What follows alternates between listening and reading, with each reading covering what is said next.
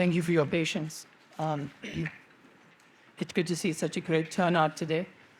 I hope we have a wonderful evening. On behalf of the Department of Religion Studies and the Department of Philosophy here at the University of Johannesburg, I welcome you to today's discussion, Exploring Religious Belief, a Muslim Atheist Conversation. You will have noted that we are envisioning today's event as a conversation, a discussion, not a debate per se. We find ourselves in an academic setting, and the purpose of this singular space, the academy, is to foster good faith conversations, often difficult ones, about life's deepest and most important questions. This is where we can engage in free and open dialogue in the spirit of seeking. And I didn't have to keep the lights. In the spirit of seeking truth, there was a spirit there. I don't know how to get the light on. Not imposing our views on others and certainly not censoring the views of those with whom we disagree. We also find ourselves in Africa, a continent with rich philosophies around the importance of fostering communal dialogue around matters of great importance. And the matter of religious belief is of great importance, is it not? Indeed, we can consider religion to be that quintessentially human activity of engaging with matters of ultimate importance. But it will not have escaped the attention of anyone in this room that the approaches and answers to these questions widely differ. And where we have such wide divergences, conflict can result and has resulted time and time again throughout human history. Today, we take one small step toward perhaps breaking this cycle, but let us not be naive, it won't be easy. Religious questions arise from the very core of what it means to be human. You may vehemently disagree with one or more or all of the speakers today, even the chair. But I hope you can find the courage to accept that free and open conversations about truth must be fostered if humanity has any chance of moving toward a new, more tolerant and tolerable future. With that said, allow me to briefly introduce you to our four esteemed panelists. Hamza Tzortzis is the founder and CEO of the Sapiens Institute. He's the author of the best-selling book, The Divine Reality, God, Islam, and the Mirage of Atheism, which has been translated into over 10 languages. He has a Master's of Research degree, an MA, and a postgraduate certificate in philosophy from the University of London. He is currently pursuing his PhD on the Qur'an and its verses pertaining to nature. He has studied Islamic thought and theology under qualified scholars. Hamza has spoken at many universities all around the world. He has debated prominent academics and thinkers on Islam and atheism. His interlocutors have included Professor Lawrence Krauss, Professor Peter Simons, Dan Barker, and Professor Simon Blackburn. We are happy to have you here. Welcome.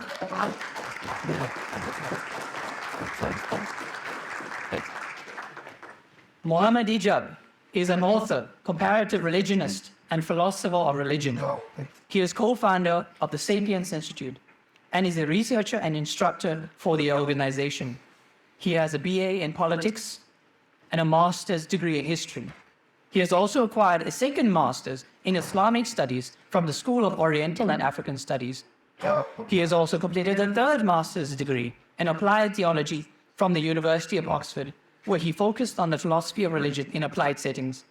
He is now doing his PhD in the philosophy of religion on the contingency argument for God's existence. In addition, he has undergone formal training in Islamic studies with a focus on the Qur'an, prophetic traditions, and legal reasoning. He has completed Islamic seminary courses and has been given formal permission to relay Islamic knowledge on selected Islamic fields. He is one of the very few Muslim public figures who deal comparatively with political, philosophical, and theological issues, and as such has amassed a following of many subscribers on YouTube in English and Arabic. We are happy to have you here. Welcome.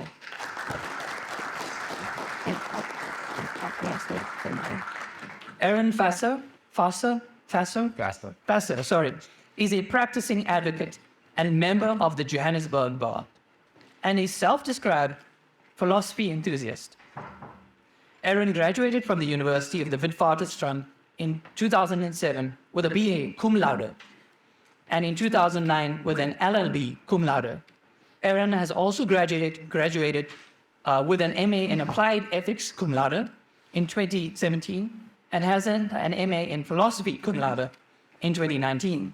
He has also been awarded his LLM International Law cum laude in 2021 at the University of the Witwatersrand. He has appeared in a number of cases that have been reported in the South African law reports. We are happy to have you here. Welcome. Last but not least, we welcome Mark Oppenheimer. He is a practicing advocate and a member of the Johannesburg Bar. He has appeared in the Supreme Court of Appeal and the Constitutional Court in a series of cases that seek to determine the boundary between freedom of expression and genuine hate speech. He has authored submissions to Parliament on the hate speech bill and to the UN Committee for the Elimination of Racial Discrimination on Escalating Racial Tensions. He is co-author of the Conversations About Philosophy book series and hosts the popular philosophy series, Brain in a Vat. We are happy to have you here. Welcome.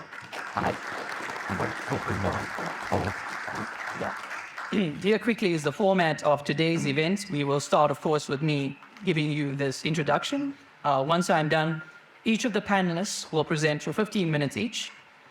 We will then move to an internal discussion amongst the panelists, and that should go for around 30 minutes. Then we will have a more open discussion.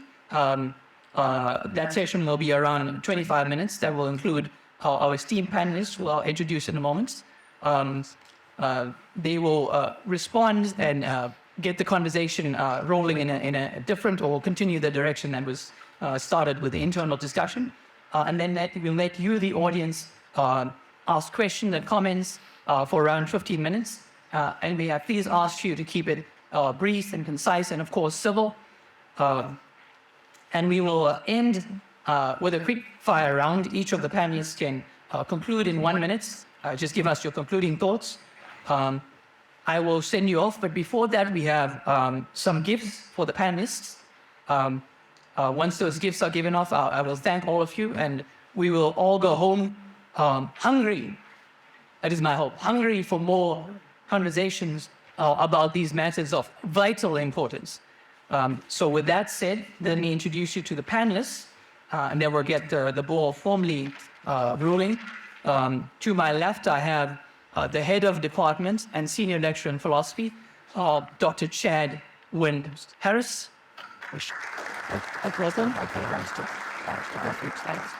And then we have Dr. Shahid Mati, senior lecturer at the Department of Religion Studies. Welcome. We are going to go straight into the panel discussion now, which should last us around 40 minutes.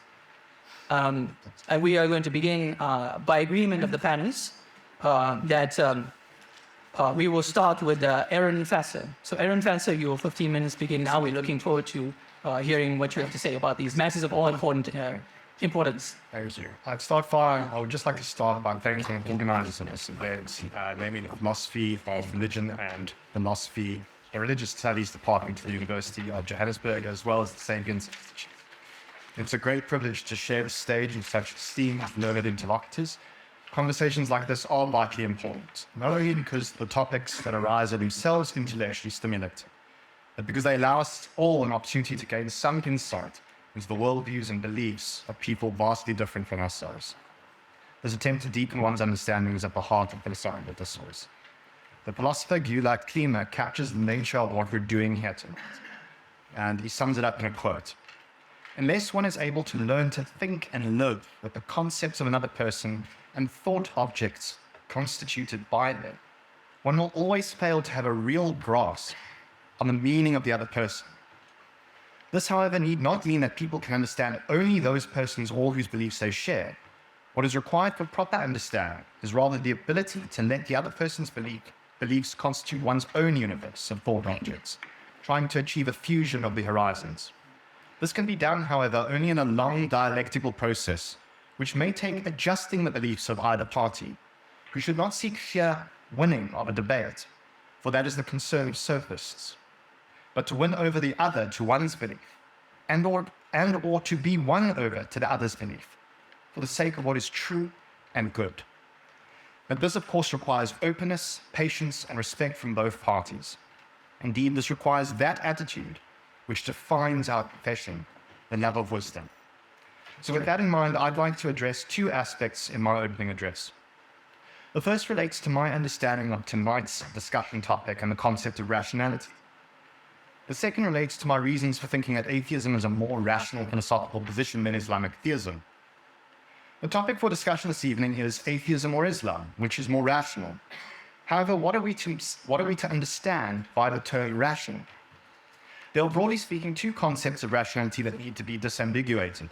The first is alethic or epistemic rationality, which is concerned with truth tracking, and that set of reasons or justifications which properly bear on the truth or falsity of someone's belief. The second is pragmatic rationality, which is concerned with the utility of a given set of beliefs in achieving a person's stated goals. It is my understanding that the principal concern this evening is in determining whether atheism or Islam is more rational in the alethic or epistemic sense rather than the pragmatic sense. Accordingly, I understand this evening's topic is about whether there is greater epistemic reason to believe that atheism or Islamic theism is true. So why do I believe that atheism is true? Before I can do that, I need to get some definitions on the table so that we're all clear about what we're talking about. By God, I understand to be a single, necessary, transcendent, supernatural, immaterial, non-physical person that exists a se, that is to say independently, and is essentially omniperfect. He's omnipotent, omniscient, omnibenevolent, and thus worthy of worship. And he was the creator, designer, and sustainer of the natural world. Atheism is the thesis that the proposition God exists is false. Theism is the thesis that the proposition God exists is true. Naturalism is the thesis that the proposition only the natural world exists is true. Naturalists are committed to the idea that, one, there are none but natural causal entities with none but natural causal powers. And two, our best, most well-established science is the best touchstone for what those natural causal entities and items are. Naturalism logically entails that natural reality exhausts global causal reality, and it logically entails atheism. However, atheism does not logically entail naturalism. Supernaturalism is the thesis that the proposition only the natural world exists is false. Supernaturalism posits a bifurcated ontological view of reality. Theism entails supernaturalism, however, supernaturalism does not entail theism. Supernaturalism is committed to all the causal entities that the naturalist is committed to, plus the existence of non-natural causal items with non-natural causal powers. Supernaturalism thus entails that global causal reality is not exhausted by natural reality. By Islamic theism, I understand this to be the idea, the claim that God, as I've defined him, also has the property of having progressively revealed through the Archangel Gabriel the contents of the Qur'an to Muhammad, and which contents are the final and definitive revelation for mankind. Islamic theism logically entails theism. Theism does not logically entail Islamic theism. I am an atheist and a naturalist. I reject theism, and a fortiori I reject Islamic theism for two principal reasons. First, the arguments for the existence of God are philosophically unpersuasive. We could call this the negative reason. Second, there are, in my view, persuasive arguments for atheism and for naturalism. This is the affirmative reason.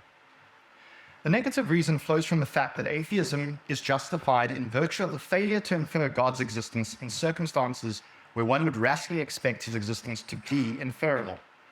Absence of evidence can indeed be evidence of absence, justifying the conclusion that something does not exist. This would be the case provided at least two conditions are jointly met. First, if the thing X exists, then there would be evidence of X's existence. And 2, we have conducted an exhaustive search for the evidence in the areas where such evidence ought reasonably to be found. When applied to God, condition 1 is generally accepted by all parties to the discussion. After all, if God does exist, then we all, atheists and theists alike, rationally expect there to be evidence of his existence, given the sort of being God is supposed to be. If we do not rationally expect evidence of his existence were he to actually exist, then it is quite difficult, if not impossible, to see how one could rationally argue for his existence in the first place. In fact, the project of natural theology assumes that there would be evidence of God's existence, and if he were to exist, that we can in fact marshal that evidence. Condition 2, when applied to God, amounts to dealing with the best arguments from natural theology. These are the theistic arguments that often invoke the input and insights to contemporary science that are supposed to take up the mantle and provide the positive evidence from which to infer God's existence. Examples include the cosmological argument, the contingency argument, the teleological argument, the moral argument, etc. We can proffer the following deductive argument which takes the above considerations into account. Premise 1. If God exists, then there is compelling evidence from which to infer either deductively or non-deductively his existence. In other words, the arguments from natural theology are sound. Premise 2. There is no compelling evidence from which to infer either deductively or non-deductively God's existence, i.e. the arguments of natural theology are not sound. Therefore, premise 3, conclusion, therefore God does not exist. The argument is logically valid. Of course, theists will vehemently deny the soundness of premise 2. That's where the action is, so to speak. And it means that theists must offer positive reasons from which to infer God's existence. If there is no evidence for God when we ought rationally expect there to be evidence, then we are within our epistemic rights to conclude that God does not exist and that atheism is true. The affirmative reason for atheism is tied to a panoply of positive arguments. Because of time constraints, I can't deal with all of them. I'm going to list the family of arguments, and then I'm going to provide one specific argument that I think is quite powerful.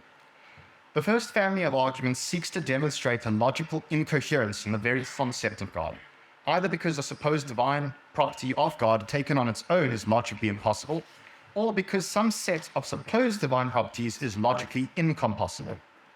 The second family of arguments seeks to demonstrate that the existence of God is logically incompossible with the existence of certain undeniable facts about the natural world.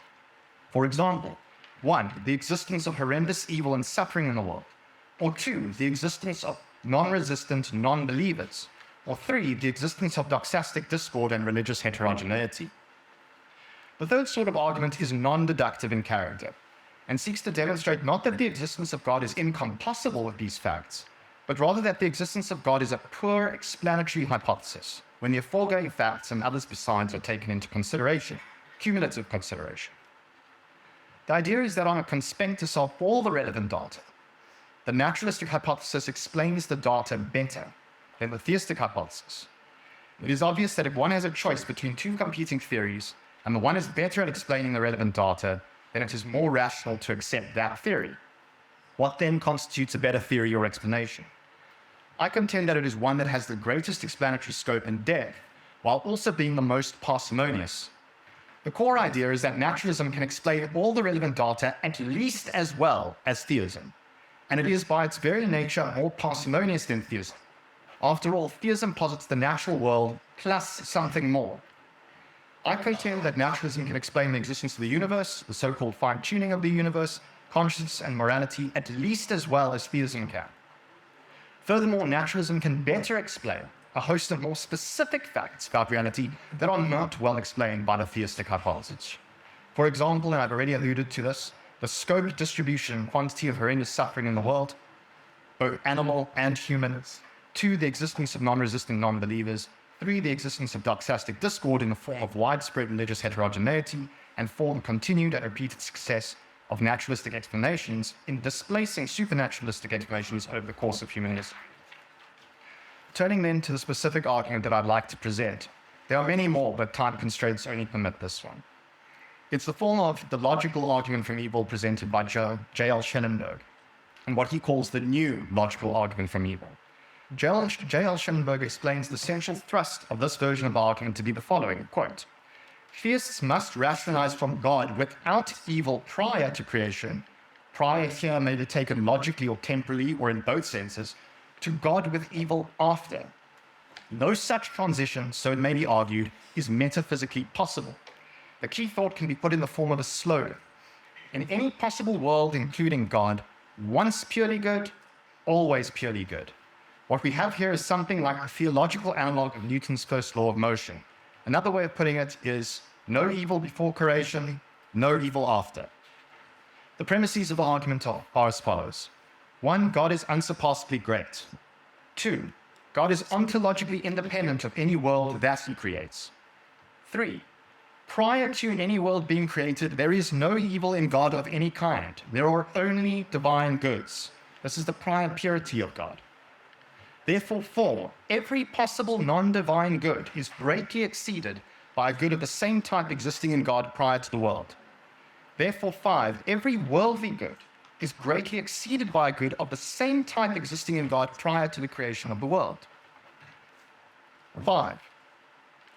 Therefore, every worldly good, 6. All goods found in God prior to the world are pure goods. They are goods that exist without any evil whatsoever. 7. Therefore, every worldly good is greatly exceeded by a pure good of the same type existing in God prior to the existence of the world. Therefore, 8. Every worldly good that may permit or require evil is greatly exceeded by a pure good of the same type existing in God prior to the world. Therefore, 9. If every worldly good that permits or requires evil is greatly exceeded by a pure good of the same type existing in God prior to the world, then any world containing goods permitting or requiring evil is greatly exceeded by any world modeling the corresponding pure goods in God. Therefore, 10. Any world containing goods permitting or requiring evil is greatly exceeded by any world modeling the corresponding pure goods in God. This would be a greater world. God can ensure the existence of such greater worlds and can do so limitlessly. Therefore, if A, any world containing goods permitting or requiring evil is greatly exceeded by a world modeling the corresponding pure goods in God, and B, the existence of greater worlds can limitlessly be ensured by God, then for any world X that requires or permits evil, there is some greater world Y that models pure goodness in God, such that God has no good reason or justification to create X rather than world Y. For any world X that requires or permits evil, there is some greater world Y that models pure goodness in God, such that God has no good reason or justification to create world X rather than world Y. Therefore, 14. If for any world X that requires or permits evil, there is some greater world Y that models pure goodness in God, such that God has no good reason or justification to create X rather than Y, then God has no good reason or justification to permit evil in the world. 15. Therefore, God has no good reason or justification to permit evil in the world. 16. But if there is evil in the world, then God has good reason or justification to permit evil in the world. 17. Therefore, there is no evil in the world. 18. However, as we all know, there is evil in the world. 19. The conclusion. Therefore, there is both evil and not evil in the world, which is a contradiction. As J.L. Schellenberg concludes, having derived this contradiction in the way that we have, it follows that the conjunction of the three commitments of theism mentioned at the beginning of the discussion, unsurpassable greatness, ontological independence, and prior purity, are logically consistent with a fourth undeniable fact, namely the existence of evil in the world.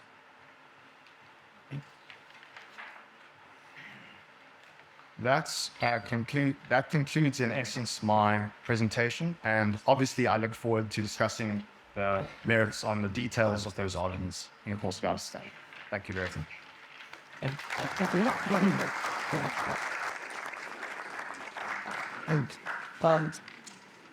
Next, as for agreement of the panel, we will hear from Mohammed Hijab. I'm going to stop that. Restart. Please go ahead. Let's suppose there is no God.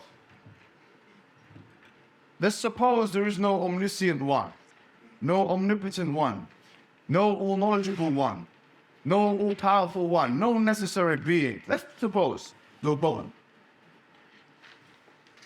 What do we have? What are the explanations that we have? That the universe came from nothing. But we know from nothing, nothing comes, because nothing is the absence of something. that the universe is self-generated. But we know that that's a contradiction because the universe cannot generate itself, exist and not exist at the same time. So what do we know? What do we know? We know there exists a universe. We know I exist. We know you exist. We know Oppenheimer exists. And Fasser exists. And hopefully some will be explosions today. Except of the argument that we just had. And I'll say that when you know that the dependent existences exist, you have two options. Either you have a chain, a finite chain, A depends on B, or B depends on A, C depends on B. In which case A is the beginning of that chain.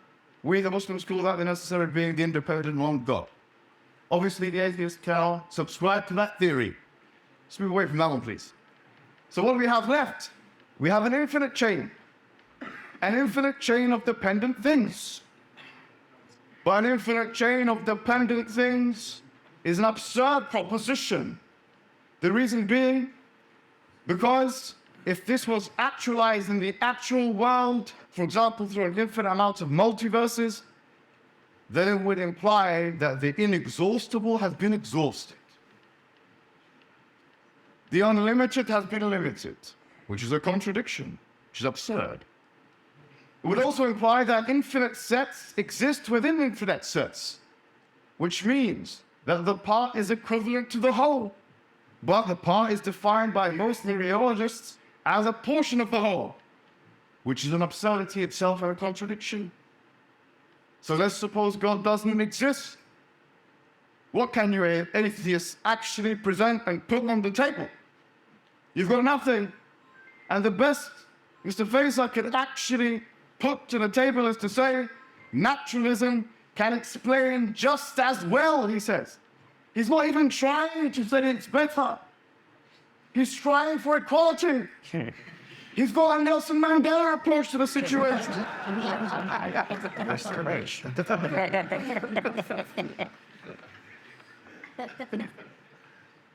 He does. Also, why? In a different manner? Because in an intellectual way, we will conclude, therefore, that a necessary being through which everything depends upon is independent in and of itself, and everything depends upon is the only way to make sense of dependent things. You see, contingent things cannot exist within necessary things. A contingent thing is possible, can exist or not exist.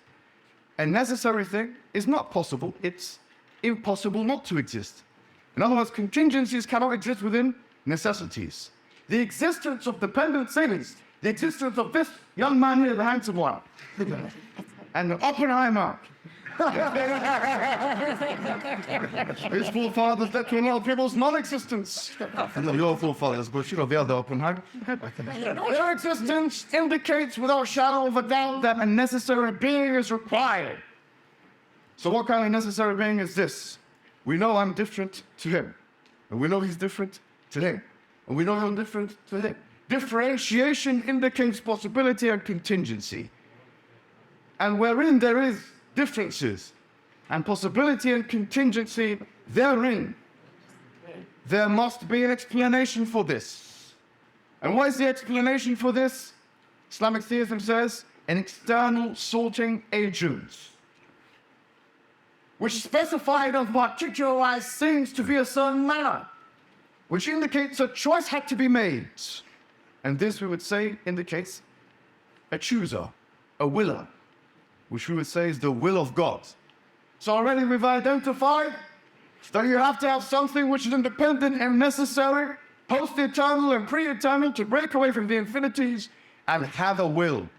What do we call that? We call that God. Yes, we do. And it's the only explanation that doesn't lead to contradiction and absurdity. I challenge anybody here today to give me another explanation that doesn't lead to contradiction and absurdity. You see, I finished quite early. We have about 10 minutes. I've got more to say. I've got more to say, which is, okay, you say, fine. I understand the situation. I agree with you, no problem. But why do you say that Islam is true? Before we get there, one more prerequisite must be made. How could there be only one of these? How come there's not three? For example, the triad situation. Because if there was an individuating factor that individuated and differentiated necessary being A from necessary being B, that would render either or both of them contingent. Because a contingent thing is differentiated in reality. And a necessary being cannot be differentiated from something else. But I'll give you an easier argument, which is the Qur'anic argument. مَا اتَّخَذَ اللَّهُ مِنْ وَلَدٍ وَمَا كَانَ مَعَهُ مِنْ إِلَهٍ إِذًا لَذَهَبَ كُلُّ إِلَهٍ بِمَا خَلَقَ وَلَعَلَّ بَعْضُهُمْ عَلَى بَعْضٍ. Chapter 23, verse 91, that there couldn't be more than one God effectively because they would outstrip one another in power. There cannot be more than one overall power because an all-powerful agent by definition, yes, means that he has power over all other things. Nothing can supervene on his power capabilities. Moreover, there cannot be more than one overall will. لو كان فيهما آلهة إلا الله لفسدتا. In chapter 21, verse number 22. If there was in them, i.e. the heavens and the earth, more than one, the heavens and the earth would have been corrupt. Meaning what? You have to have one overriding will. Because there had been more than one will, it wouldn't be consistent. You couldn't explain the uniformity, the regularity, the stability of the universe. Because there is uniformity, stability, and regularity. Without it, you couldn't even do science. And there is uniformity, stability, and regularity to the extent which it allows life to exist on the universe. That's a fact no one here will deny. There is life on the universe, and that the universe is uniform and regular and stable enough to allow such life to exist. What is the best explanation for this? One singular overarching will that doesn't lead to conflict. So that's why it's one God. But what about the Prophet Muhammad sallallahu alaihi wasallam? Now, there's many things I can say, and in 7 minutes, I'll just mention one evidence. There are necessary and sufficient conditions for a word of God to be conceived as such, the word of God. I would put to the table today that one of the necessary conditions is that this cannot contain any contradictions. We are logicians here, we're all... The Qur'an says if this was from Allah and God, there would have been many contradictions inside it. لَوَجَدُوا فِيهِ اخْتِلَافًا كَثِيرًا.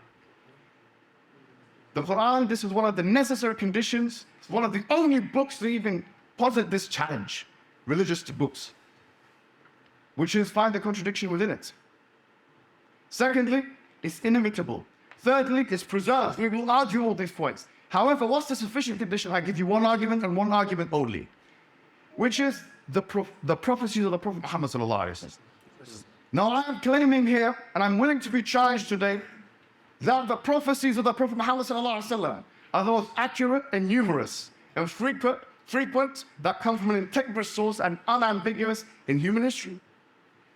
These five criterion that I've just mentioned, if you apply them to any other historical figure, it will collapse. For example, if you look at the Bible, Mark chapter number 13, you'll find that it says in one generation the heavens and the earth will be destroyed. Nostradamus made a prediction that in 177 years there'll be famine and war and so on. The Prophet Muhammad sallallahu alaihi wasallam, he made the following predictions. For example, I'll give you some. That the barefooted Arabs يَتَطَاوَلُونَ فِي الْبُنْيَانِ, that they will compete to see who creates the highest buildings. Now, we're seeing that the highest building in the world is in Burj Khalifa.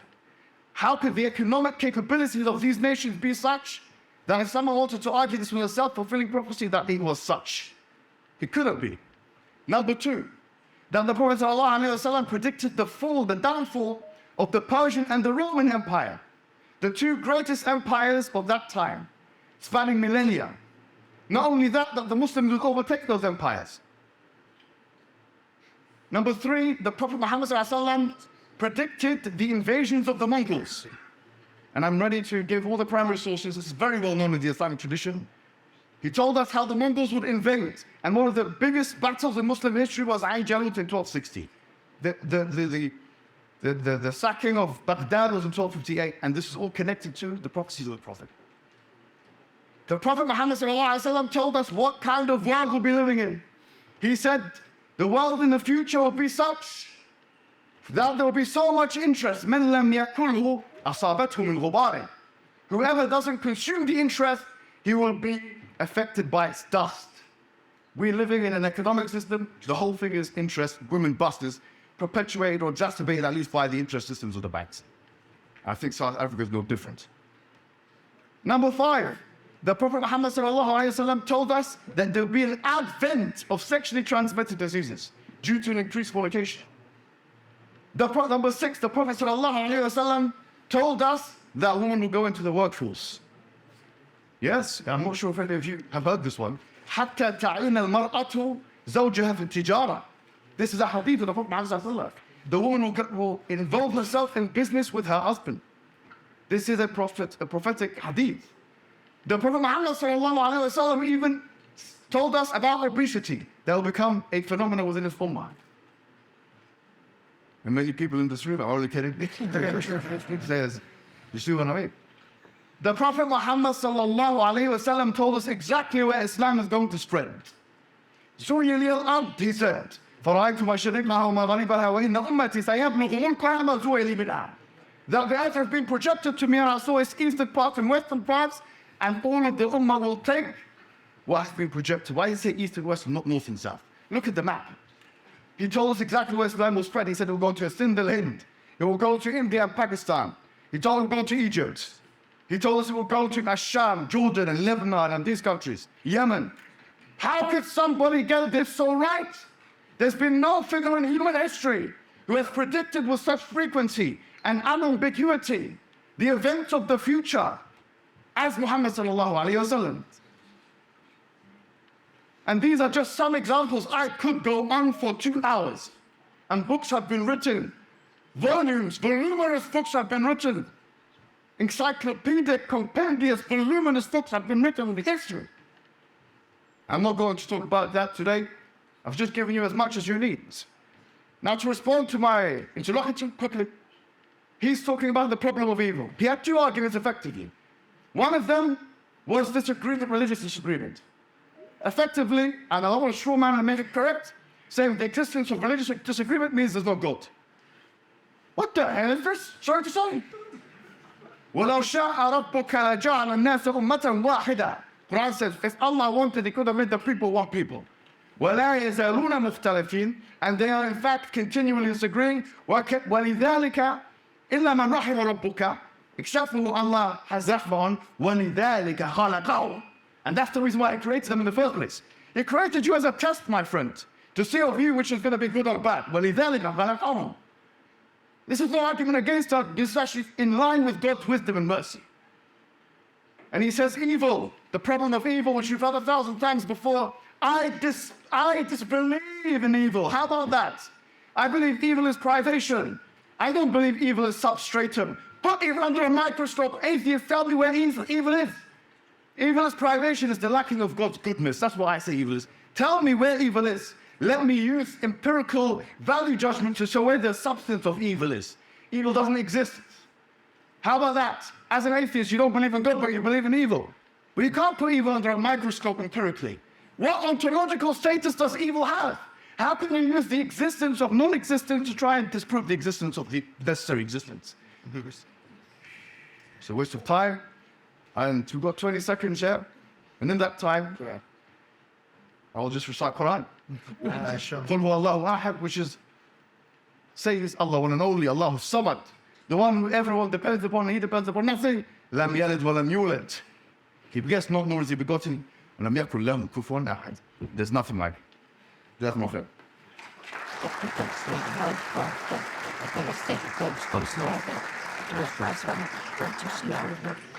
Our next panelist is Mark Oppenheimer. Well, I thought that was a marvelous place to end off, talking about the question of evil.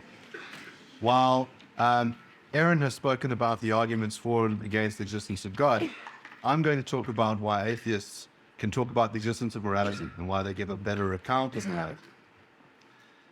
Now, the first place to start is to say, well, what would a good moral theory look like? Well, firstly, we should know what it requires of us. In other words, the theory tells us what we ought to do in the world, what's permissible, what's not permissible. It should cohere with our ordinary intuitions. So if it prohibits things that we think are good or neutral, that's a problem for the theory. If it allows things that we think are repugnant or bad, that's also a problem for the theory. It must be consistent. The theory mustn't be at odds with itself. It shouldn't require you to do X and also not X. We also think that it should be universal, that we can take the moral theory and we can apply it across history and across the world, and we can make moral judgments, and it'll tell us that certain things were wrong, even if people at the time believed them to be right. So, for example, it was a case that throughout human history, slavery was practiced. A lot of people believed that slavery was a moral practice, and a good moral theory should tell you that those people were wrong, that slavery is always wrong and can never be justifiable. So that's what a good moral theory should do. Now, Hamza has in his book a theistic account of what morality requires of us and what a good moral theory is. And the claim is really that God is the foundation of morality. And he takes the divine command theory approach. So we say whatever God commands, that is what's right. Now, this is dealt with in what's called Euthyphro's dilemma. There's two horns that are levered. The first is it good because God commands it? Or does God command it because it is good? Sorry, there's a terrible beeping sound. If someone could turn that off, I'd really appreciate it. So the horn dilemma is, does God command it because it is good? Or is it good because God commands it? Now, if it's good because God commands it, you run into this arbitrariness problem, which is that God could command anything. God could say, kill the firstborn, and it would be good because God had commanded it. God could say that the right thing to do is wear purple underwear on a Tuesday, something that we think is neutral, and it would be good because God commands it. So there's the arbitrariness problem. If you take the other horn of the dilemma, which is that God knows what is good, and therefore that's why he commands it, then the foundation of morality doesn't stem from God's commands, but it's external to God. Now, in his book, Hamza takes another move to say, well, actually, there's a third option, which is to say that God's nature is good. And that's why whatever stems from God's commands is good. The problem with this approach is that really it just moves the problem one step back. So we can ask, are the things that are in God's nature good because they're in God's nature? Or are they good because of an external standard? So God could have a series of character traits. God could be vicious and spiteful and jealous. And we'd say, well, they're in God's nature, therefore they're good.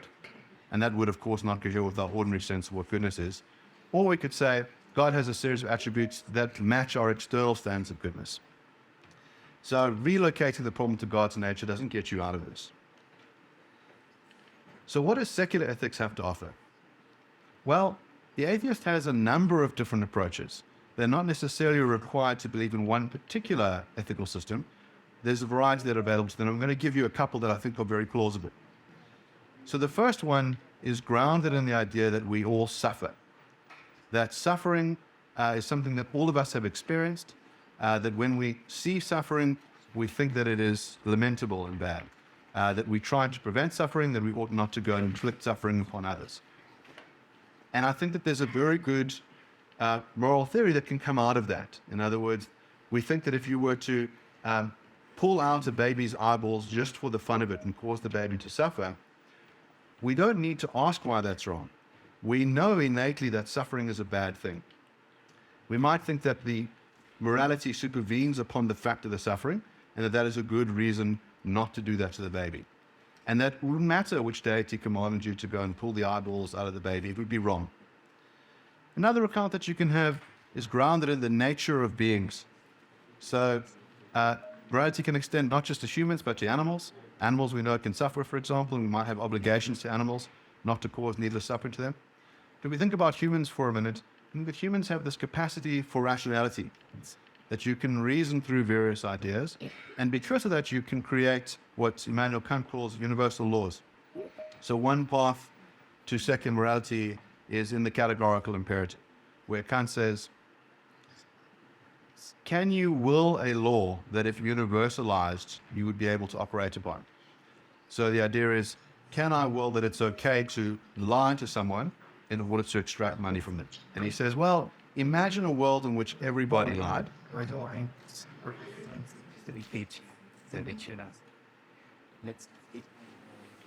Just some. We're going to stop for a second. Sure. So we're trying to keep. Yeah, Let's do this. We'll continue. Mark here 10 more minutes. While we try to sort this out, apologies again for the interruption. So we'll settle down. Mark, you have 10 minutes remaining. I'm going to add 1 minute to you. But it seems like it's finally offline.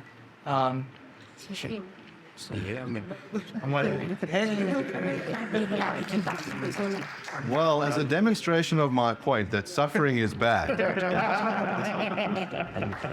So that's our first secular account, that the presence of suffering is bad, it is an evil and condemnable, and you can build a moral theory based on the presence of suffering, that you ought not to cause it to other people, that you ought to try and alleviate it when you see it. And thank you so much for alleviating that suffering that we've all been enduring for the last 10 minutes. Here's a second account that you can read, which is sourced in rationality. So Immanuel Kant comes up with the categorical imperative. So the idea is that there are universal laws that can guide us, that tell us what we ought to do and what we ought not to do. So for example, if you have the maxim that it is okay to lie to someone in order to cheat them out of money, Kant says, well, you need to universalize the maxim. So imagine a world in which everybody lied to everybody else in order to deceive them into handing over money. What would happen in such a world? No one would believe each other, no one would hand over the money. So the maxim would fail. So just through the process of rationality, you can see that you cannot will such a law into existence, which is that it's okay to lie in order to extract money. John Rawls has a contemporary account of how you can source morality. So imagine this case. You're lying in a hospital bed. You're covered head to toe in bandages. And you've got quite a severe case of amnesia. So you can't recall your sex, your race, your faith. But you have a basic understanding of economics and history. Doctor walks into the room and he says, I'm going to give you a once-in-a-lifetime opportunity. I'm going to let you set the rules for the world that you step into. But you've got to set the rules first before I take off the bandages. And so you think, I need to act in my own self-interest. So what if I introduced a rule that men have more power than women, or that whites ought to get more property than blacks? Well, maybe if I take off the bandages, I'll wind up being a black woman. So I wouldn't produce such a rule. And so it thinks under this veil of ignorance that you will then generate a set of rules that we track common sense morality. So there you have three different secular accounts that don't require the existence of God, that I think meet those criteria quite well in terms of what is a good moral theory. They're consistent, they cohere with our intuitions, and there's an advantage as well in that you can make adjustments. If you are dealing with something divine, the idea is that the text that was granted to us is immutable. That if it says things which no longer cohere with our common sense intuitions, we either have to try and pretend that they're not there, we have to try and interpret our way out of them, but we're bound by the text. And at some point it starts to look audacious when you're trying to talk around some things that are clear in the text. The secular moral theorist says, well, we were mistaken in the past, that our moral theory wasn't very good. Let's make some adjustments. So you find, for example, that the growth of moral theory is to be more inclusive, to say that our obligations to others extend not to people of particular sexes or faiths or religions, but to everybody, that we have this of growing egalitarianism. So now I've given you those accounts, and I'm going to talk about some particular moral requirements in the Qur'an. But first, I'd just like it if that door could be closed because it's very loud again. So, please close the door and not talk. Thank you. Again, you can see the presence of suffering as an evil. So I'm going to give you a couple of examples of Sharia law, and I'm open to in the conversation, if I've gotten anything wrong, or if I've given a bad account of the law, please correct me. Let's start with the idea of being an apostate. The idea that if you are Muslim, that you have an obligation to stay in the faith and not leave the faith, and not to rebuke the faith. Now, one of the most well-known apostates, or those accused of being an apostate, was Salman Rushdie. Rushdie wrote the book The Satanic Verses in 1989. It's an enormously popular bestseller, and I think most people are aware of the fact that the Ayatollah Khomeini issued a fatwa, a legal opinion, saying that because of the blasphemous content in the book, and because of the fact that he was a Muslim, that it is the obligation of all Muslims, when they see him, to kill him. And I'm going to read just a little short extract from that fatwa. We are from Allah, and to Allah we shall return. I'm informing all brave Muslims of the world that the author of the Satanic Verses, a text written, edited, and published against Islam, the Prophet of Islam, and the Qur'an, along with all the editors and publishers aware of its contents, are condemned to death. I call on all valiant Muslims, wherever they may be in the world, to kill them without delay, so that no one will dare insult the sacred beliefs of Muslims henceforth. And whoever is killed in this cause will be a martyr, Allah willing. Meanwhile, if someone has access to the author of the book but is incapable of carrying out the execution, he should inform the people so that Rushdie is punished for his actions. Now, the source in the Quran for this view was in chapter 9, verse 61. Some of them heard the Prophet by saying, he is all ears. So it is better for you that he listens to you. He believes in God and trusts the believers. He is a mercy for those among you who believe. Those who hurt God's messenger have incurred a painful retribution.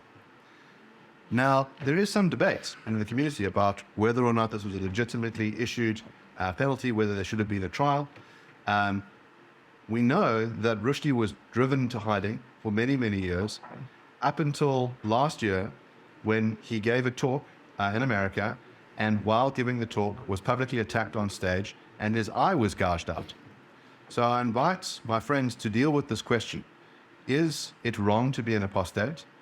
Was the punishment fitting? It seems that that doesn't cohere with our ordinary requirements of moral philosophy. In other words, the atheist would never punish someone who ceased to be an atheist, who became a believer, a polytheist, or a theist of any sort. We can then think about the publication Charlie Hebdo. So many of the writers and cartoonists of that publication in France were violently executed on the grounds that they had produced depictions of the Prophet Muhammad.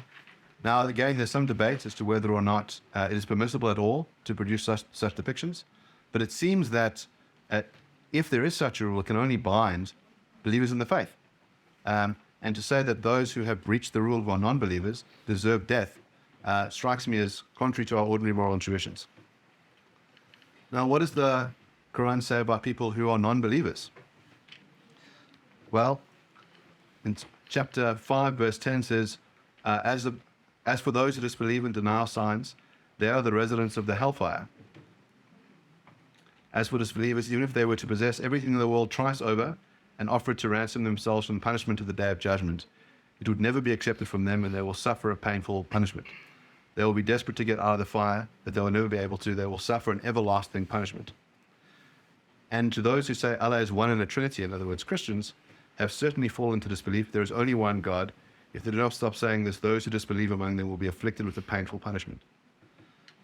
Now, again, it seems odd to think that you should have eternal hellfire, eternal suffering, for failure to believe in a particular God.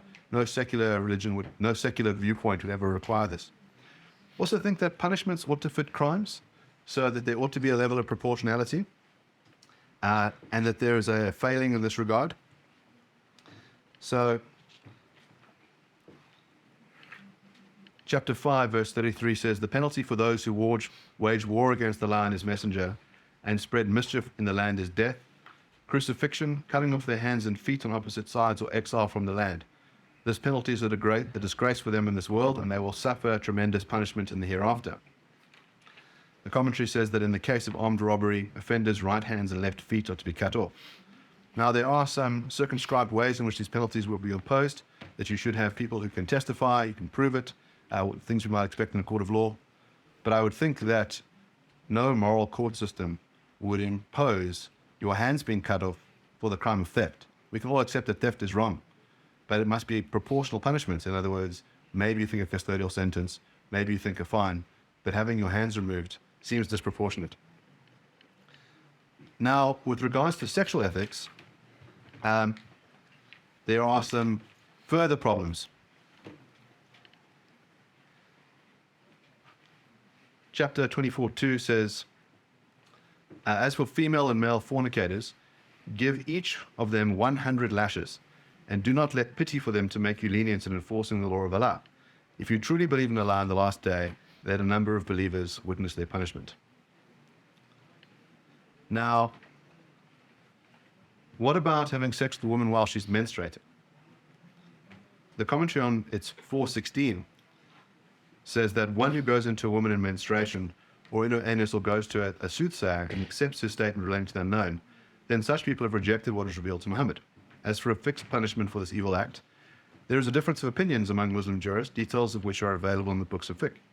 Nevertheless, the nature of such punishments reported by them is as severe as it can be, such as burning into fire, bashing under a wall felled over, throwing down from a height, stoning and beheading with the sword. Now, what about homosexuality? Well, again, this is condemned, and the idea is that it is deserving of death. Now, it's not just theoretically deserving of death, that it is practiced in a number of countries that have Sharia law, that gay people are executed. Now, one line is to say, well, it's okay to be gay, we just have a problem with the act of homosexuality. But a secular account of morality is going to say, well, have you caused anyone to suffer by engaging in a consensual act of homosexual sex? No. Have you violated any rights? No. If you were to sit in the veil of ignorance and imagine that you yourself may very well be a homosexual who would like to have loving relationships and sex with others, would you want such a rule that would impose the death penalty upon you? No. So there is a difficulty in that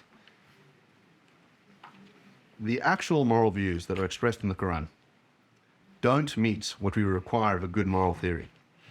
That they're out of accordance with our intuitions, that they're non-revisable because the claim is that they come from a divine source, and that secular morality provides us with a much better, richer account that can be claimed to be metaphysically true through a multiple range of sources, either through the presence of suffering.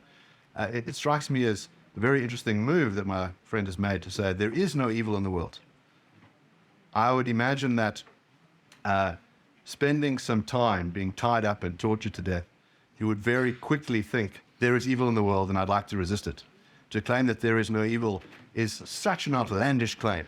It's just said to be entirely amoral, and I think not in coherence with our ordinary intuitions about the nature of reality. But I look forward to a robust discussion.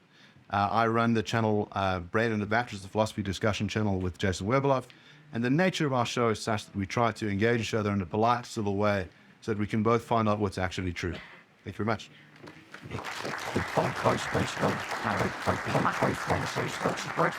Thank you. Our final esteemed panelist is Hamza Tzortzis. Go ahead.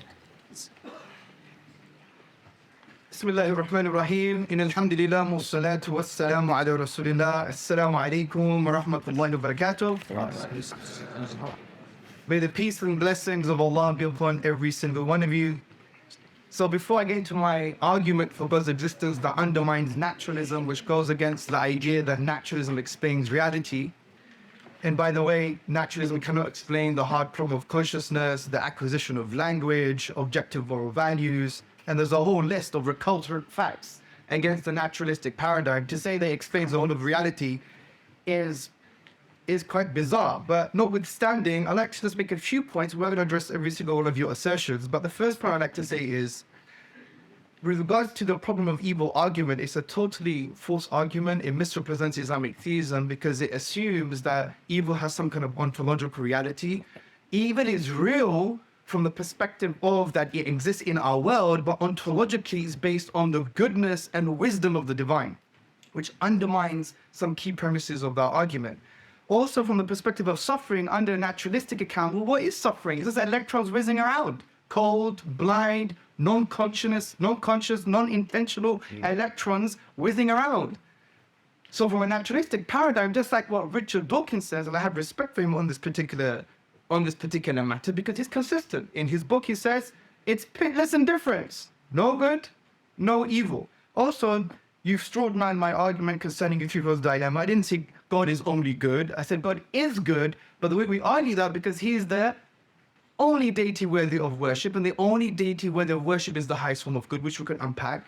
But also we have another argument against Euthyphro's dilemma. It is a false dilemma because there is no external standard that Allah has to submit to. And although it is good because God commanded it, his commands are not arbitrary. They're not dislocated away from his nature. That's a false assumption. And also when we look at the reality of God's commands, we see they cannot be arbitrary unless you want to believe that something could come from nothing or something well designed is actually based on some kind of randomness. And let me explain. God's commands, manifested in Islamic moral and legal law, addresses the moral needs of human beings on a personal, social, and political level. We have over 1,000 years of a great society. Secularism has only existed for what, 90 years or 100 years, maybe more, and we've seen more bloodshed under secularism than any other moment, time, and phase in history.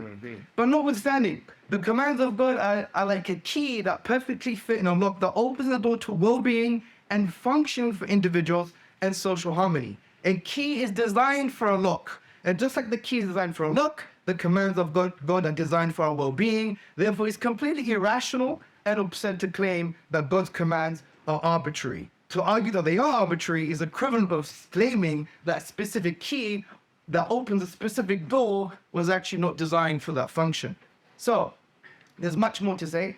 So much things were going on. But let me start with what I call the Qur'anic argument of prior cognitive information. And today, my dear brothers and sisters and friends, I will argue that Islamic theism makes sense of our ability to produce thought and rational judgments. I would argue that the very fact that atheists are interlocutors can have a thought, can have a judgment, whether it's sound or not. And there's been very unsound reasoning going on today.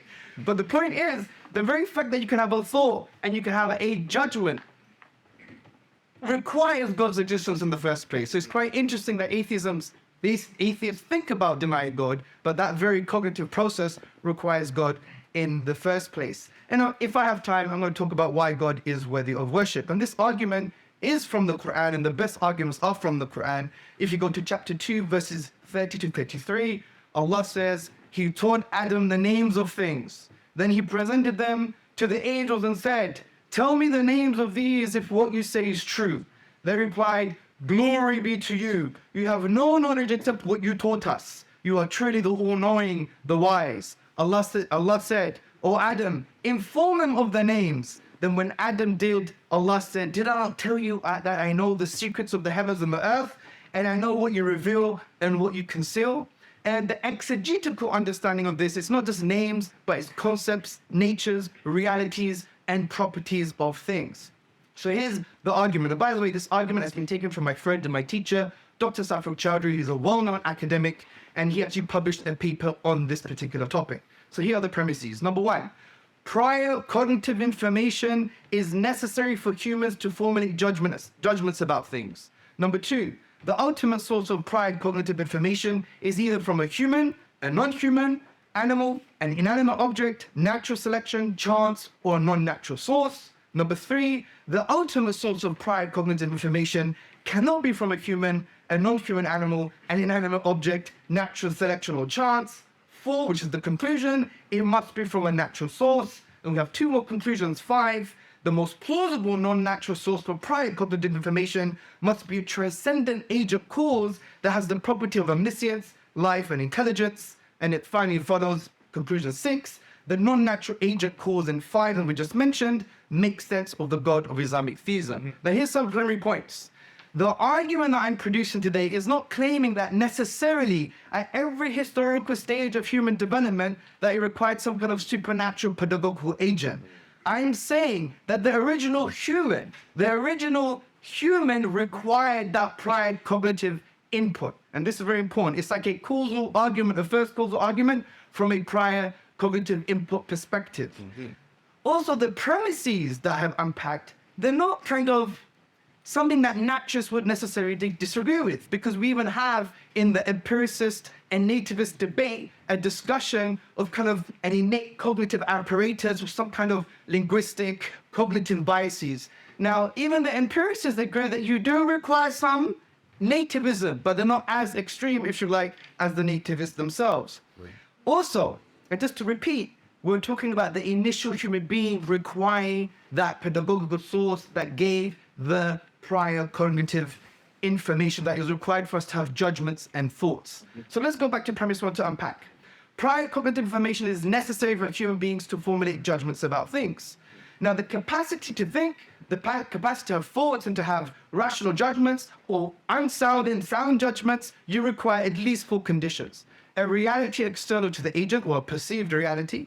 Number 2, sense faculties that sense the reality. Number 3, a properly functioning brain that differentiates the sense reality. And 4, prior cognitive information. If any of these conditions are absent, you cannot have thought, you cannot have judgment.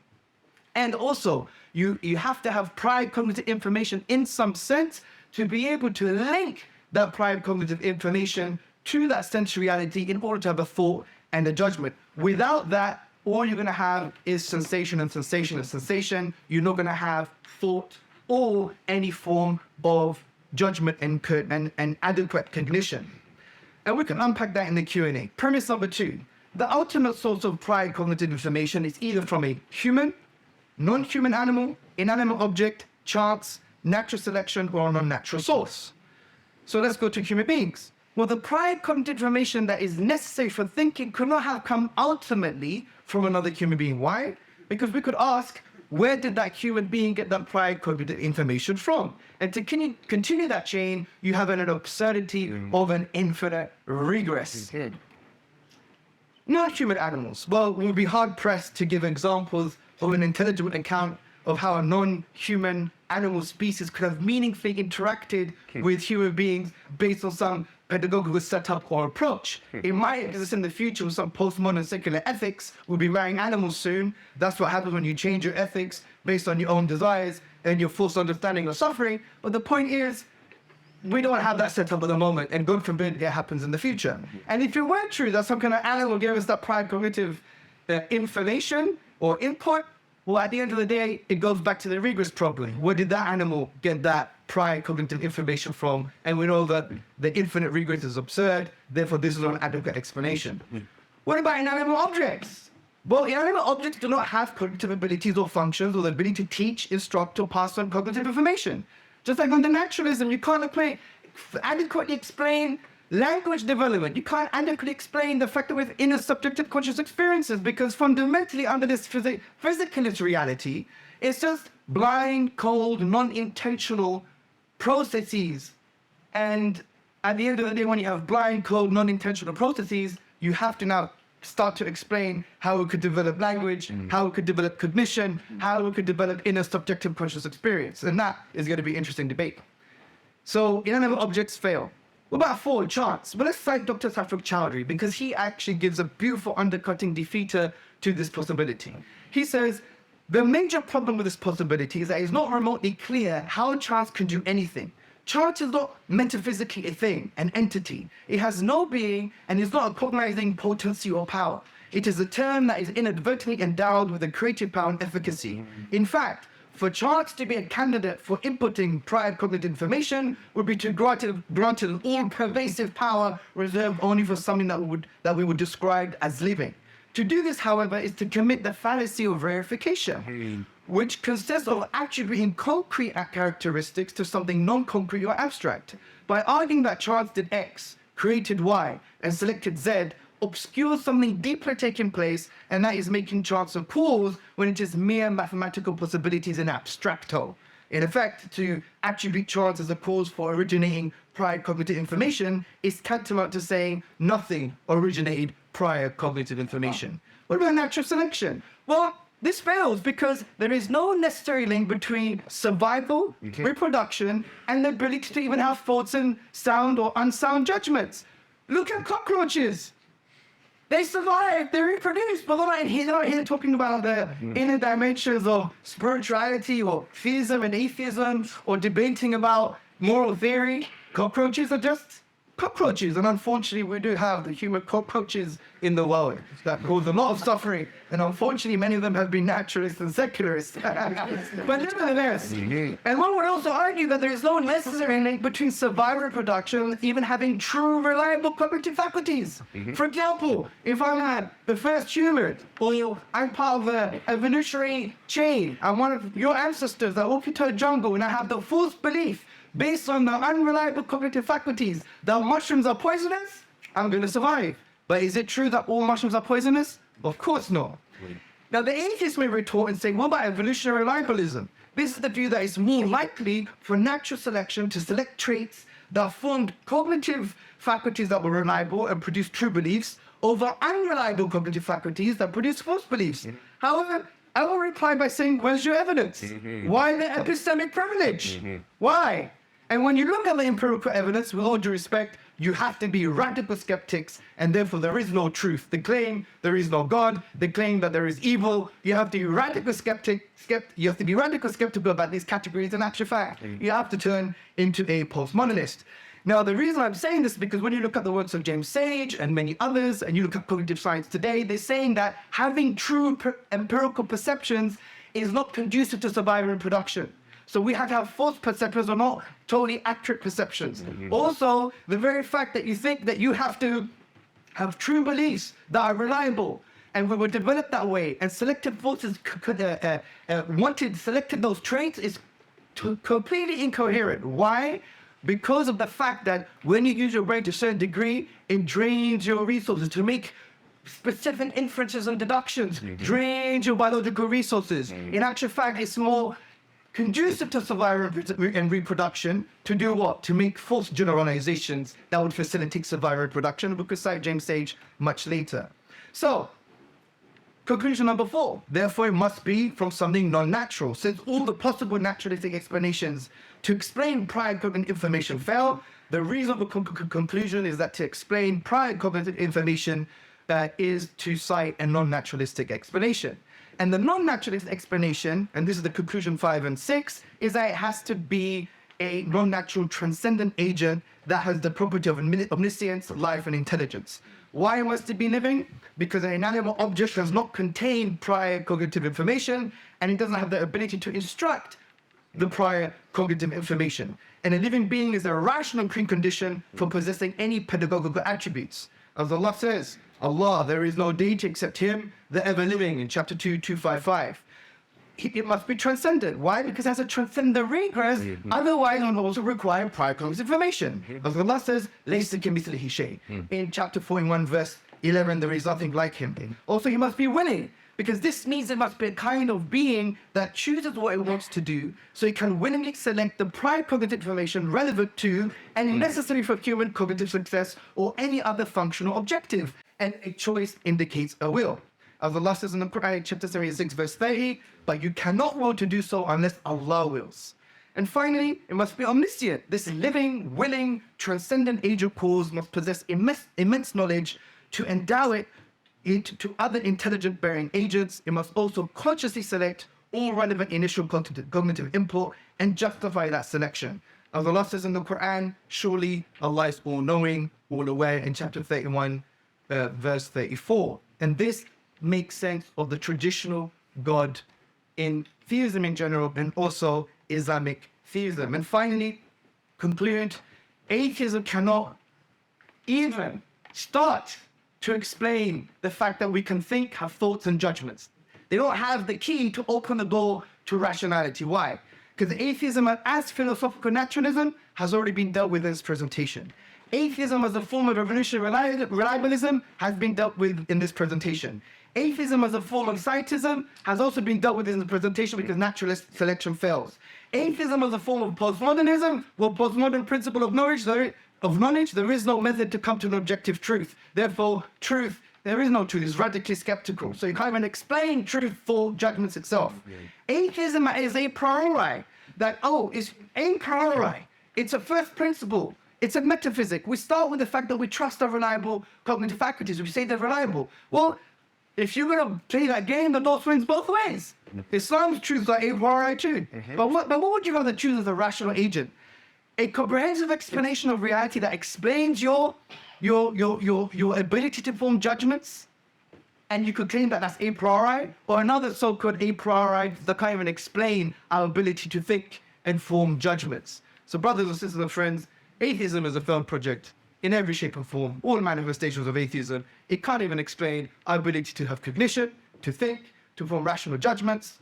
And at the end of the day, the atheist and physicalist universe just reduces the human being to blind, cold, non-intentional physical processes and its own pitiless indifference. And I would suggest that intellectual tools become more consistent and coherent with their worldview and just say, there is no good, there is no evil, there is no right, there is no wrong. Why is truth a value? Because in the empirical world, it's all valueless anyway. Electrons whizzing around.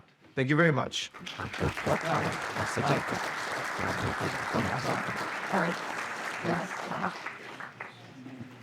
Okay, so what we're doing now is we're going to the panelists discuss amongst themselves. It's going to be an open internal discussion. We lost quite a bit of time. We'll try to go 20 minutes and see how it goes. But then I want to bring in our two discussants and just add you two to the discussion. And we'll hopefully have a good fire started. And then we will bring in you as the audience for the final 15 minutes or so of that open discussion. So I'm not sure how you want to proceed. I have questions as well. In fact, let me just give you some thoughts that came to mind. It seems that Hamza, that the argument you gave there is trying to undercut the atheistic project, and I've heard this sort of argument before. In fact, I'm working on things similar, not even in a theological setting. But you're talking about the what would you call it? Evolutionary argument against naturalism. Yeah, that's plenty good stuff, but this is not the same. That's the name I was looking for. Which is the idea that naturalism is self-defeating. But there's something quite interesting there. And I'm wrestling with this as an ethicist as well. What is grounding ethics? Yes. So I'm trained in the Western analytic tradition. And I'm trying to figure out, okay, why are these moves being made? And my sense is that the specific moves are being made in, say, deontology and consequentialism. Yes. They've been made because, let's say, the old way, the religious way of grounding ethics has been jettisoned. And now there needs to be a new starting point. And what you're suggesting is that starting point would be based on faith either way. But you're suggesting that this basis has, first it has, let's say, centuries of religious grounding to it, whereas the new attempt to ground post-religion, post-death of God, has an arbitrariness to it that needs to be recognized. I don't misrepresent what you're saying, but I find that quite intriguing because I'm not sure what resources there might be to grapple with what you're saying without accepting the ontology underlying what you're saying. And this is not just a problem for today's discussion; it's a problem for philosophy in general. Of course. Yeah. There's a problem of different ontologies competing with each other, and this is actually something for all of you. One of my I would say concerns coming into the room, that we recognize that there are different ontologies in this room, different cosmologies, right? I hope that I'm multilingual in the sense that I understand ontology underwriting your views, and I can understand ontology underwriting your views. But I think as a first step, we first have to realize that there are these different ontologies. Can I just retort here, because you spent 3 minutes making that point, and we've got 25 minutes for this segment. And I just want to say that when you're talking about morality, and you're talking about Sharia law and all these kind of things, you mentioned something quite interesting. You said, our ordinary requirements for moral philosophy. you mentioned as well, like you've got deontological ethics, got consequentialism or teleological ethics, and then you've got virtue ethics. Yes. You pick up a book on ethics, like, for example, John Mackey, you're going to find this kind of classification. This is a Western classification. You mentioned two men, which are Immanuel Kant and John Rawls, both of which, in a sense, represent the white liberal tradition, both white men from the Western Hemisphere. My question is, why should it be that white men dictate to us what morality is? Have we had enough of this in this country? In a sense that, you know, this is now, to be honest with you, in a veiled sense. If you set our requirements for morality as if we all subscribe to it, we have a completely different understanding and a completely different ontology. Why have you assumed that the white man is right? What proof that you have that is Immanuel Kant's categorical imperative, or Simon Sesco imperative, or John Rawls' veil of ignorance, where you kept mentioning, any of that stuff is true? And what proof do you have that it's objectively true as an atheist? If we can get through this question, then we can talk about Sharia law and the false things that you were saying about it. For example, a woman that's menstruating gets burned or something like that, or you get burned by, or if you have sex with a woman that's menstruating, you should not mention in any book of fiqh in Islam whatsoever. And you mentioned it's mentioned in books of fiqh, it's not mentioned in any book whatsoever. Then you mentioned Khomeini, who was an obscure figure. So my question is, as an atheist, you have the audacity to say our requirements of moral philosophy, as if the white man's moral philosophy is all of our moral philosophies. No, we have divine command theory, we have Qur'an, we have Sunnah, we have our own way of deriving morals. What objective proof do you two have that the deontological ethics of Immanuel Kant and or the veil of ignorance of John Rawls, who's a liberal, both of them are liberal in a sense, and or any of the consequentialist ethics of any of the utilitarian thinkers of the modern day is objectively true? So first of all, I think you play a very dangerous game when you attach secular ethics to race and you rob people who are of many races of their human rights. Like when you say that it's a white man's game to talk about rights, or to try and abolish suffering. No, I didn't say it's a white man's race. It's a white man's game to talk about rights. I said that what you've mentioned is a Western form of ethics. Is the ones who the knowledge producers were objectively white men, objectively from the liberal tradition in Europe. You'll know about the genetic fallacy. I'm not saying it's false. I'm asking you why it's true. Yes. So let's first want to deal with this question of saying we can assess the content of the ideas by looking at the race and the sex of the speakers. You said our moral philosophy. You've included me in your morality. I'm asking you to prove your morality before you say our. I don't subscribe to your morality.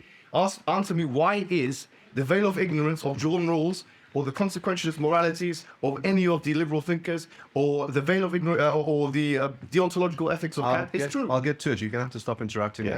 Okay. And so first, just to add to you, so it enhances your discourse. You also mentioned rights. Yes. If you don't mind, I'm assuming you're advocating a liberal conception of rights, like the Universal Declaration of Human Rights. Well, do you advocate the UN Charter? The claim that I've made is that there are three different ways in which an atheist can construct morality.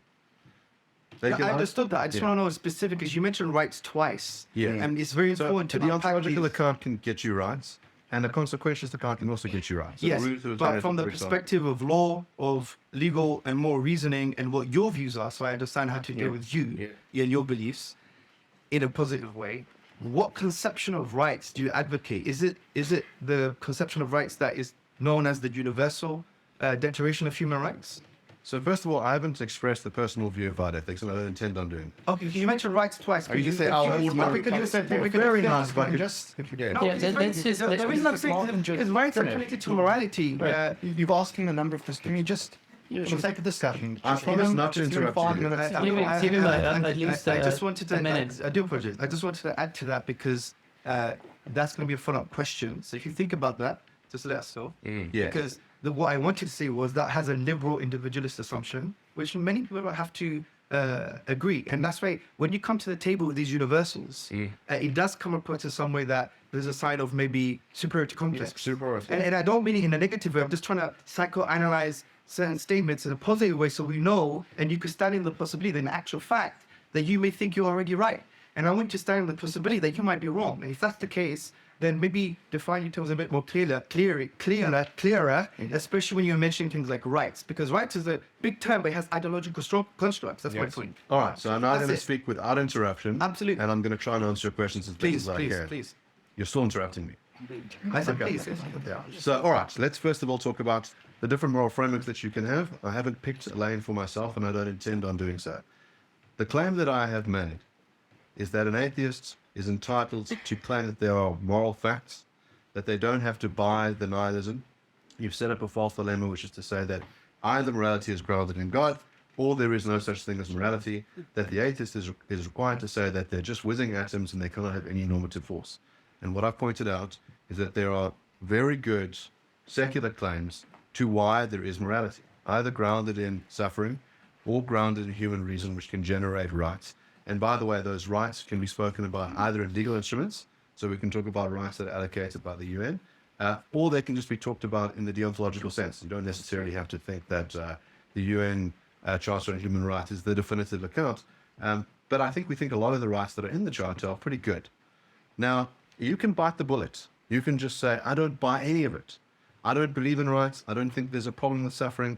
I don't like any of the rules that rules generates.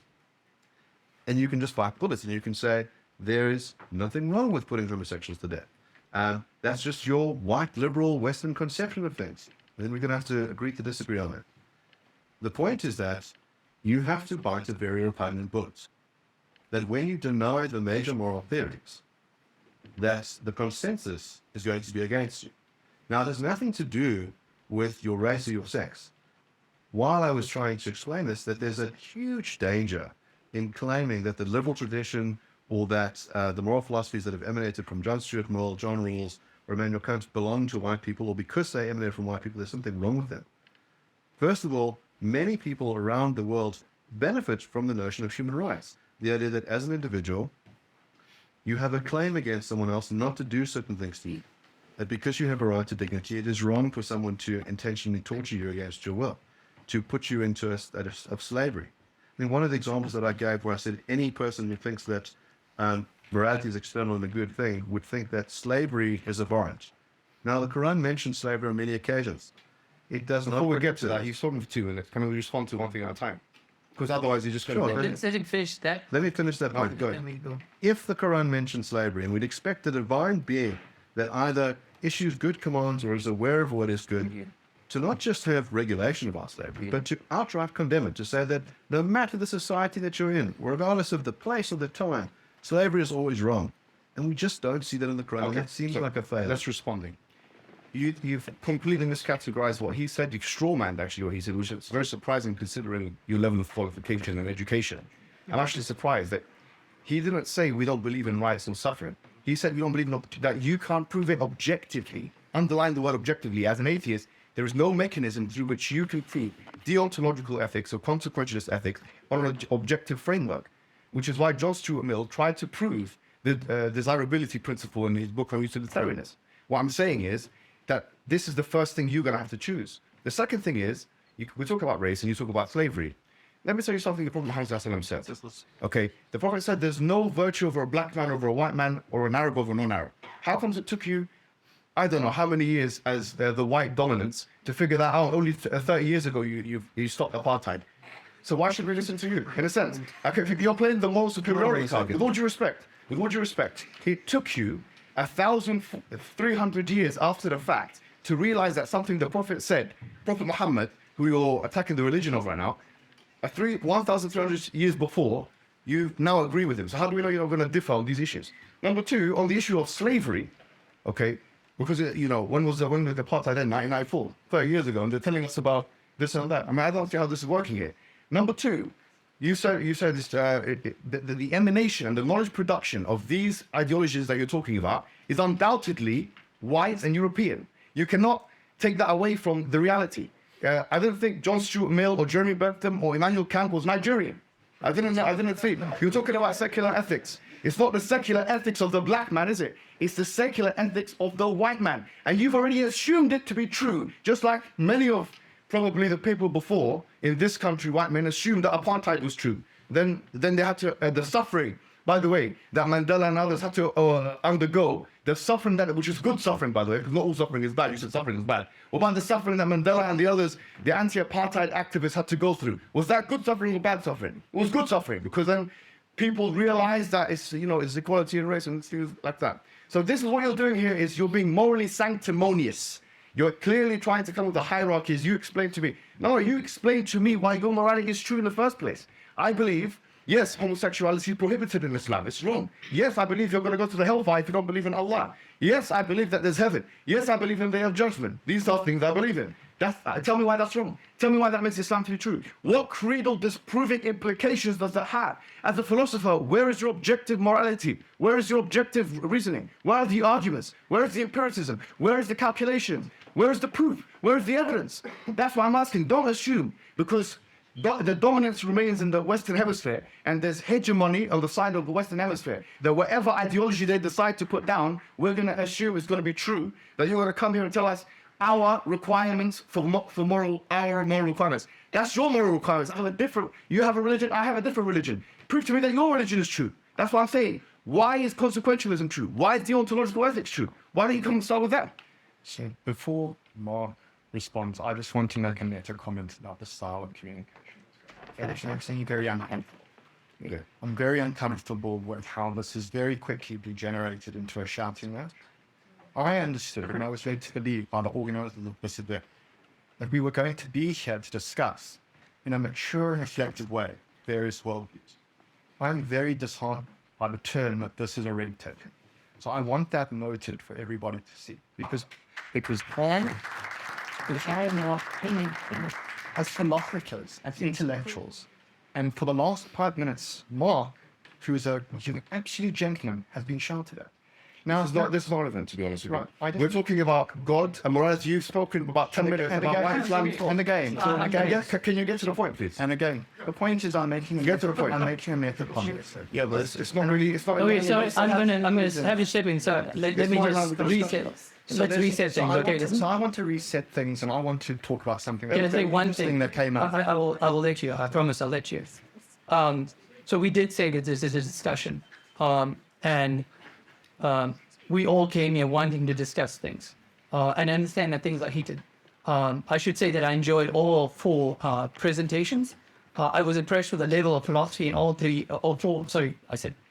4 presentations, right?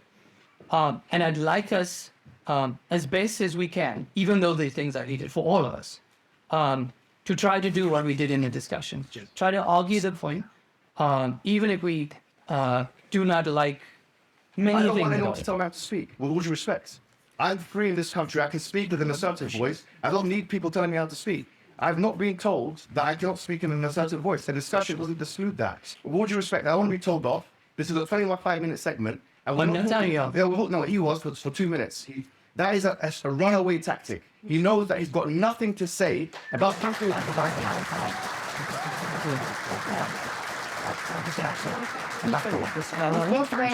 we're talking about Prophet Muhammad and homosexuality and attacking Islam. I'm telling you, respond to my arguments. Instead of trying to tell me off like a little boy, trust me, I'm not a little boy. In every single man, I'm a bigger man than why is it that your reality is objectively true? Go and answer the question. You have to write it down. So sorry, sir, we haven't settled this yet. So the issue is not being told what to say or how to say it, right? The issue is that there's a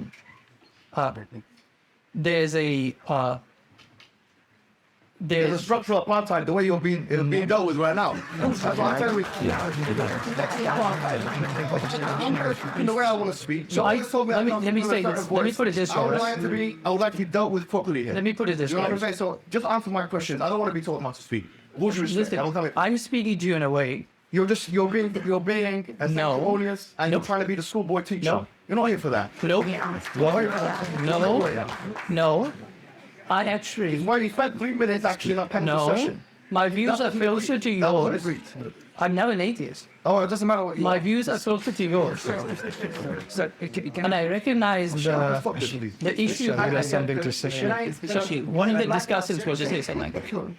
Could we ask, she'll say was you the moderator of the show. Can I ask if all of you agree that we can sense that Chad and I, it gives us a chance to think over things, and then we'll get back to our 4 panelists. So do you want to ask a question? And then I think as the discussants, whether Chad can say, that, we...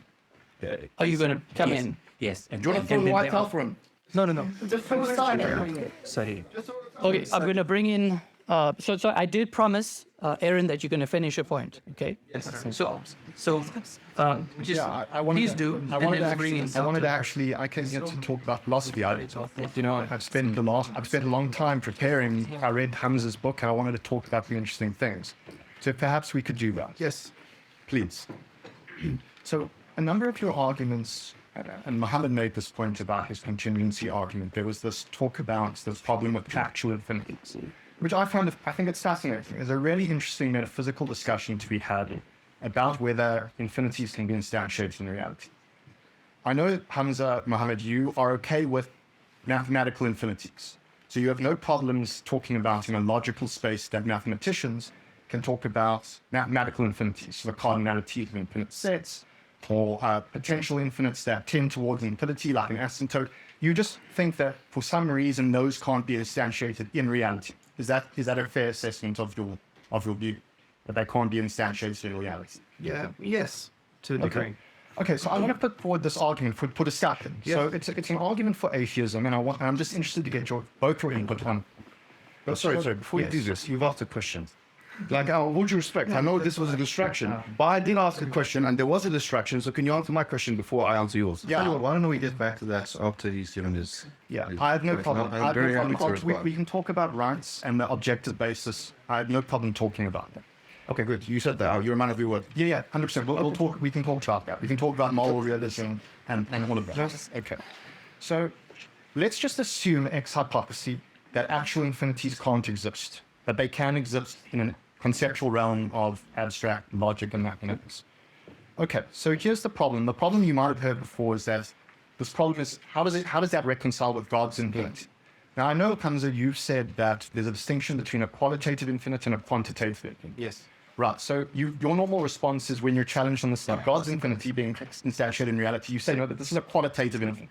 There's no like separate thing of God that's infinite. It's a way of talking about his acme, all his good properties. This is the problem that I want to pose and see how you guys deal with it. Because I don't know, honestly, I don't think that I've heard you respond to this. Fine. So the first premise is that God is essentially omniscient. Right? So I take that to be a fundamental feature of Islam. So if God is omniscient, then I take it that he has actual knowledge of all true propositions. So premise 3 of the argument is then that the cardinality of the set of natural numbers is aleph naught. Premise 4 is that there's a true proposition about each member or element of the set of natural numbers.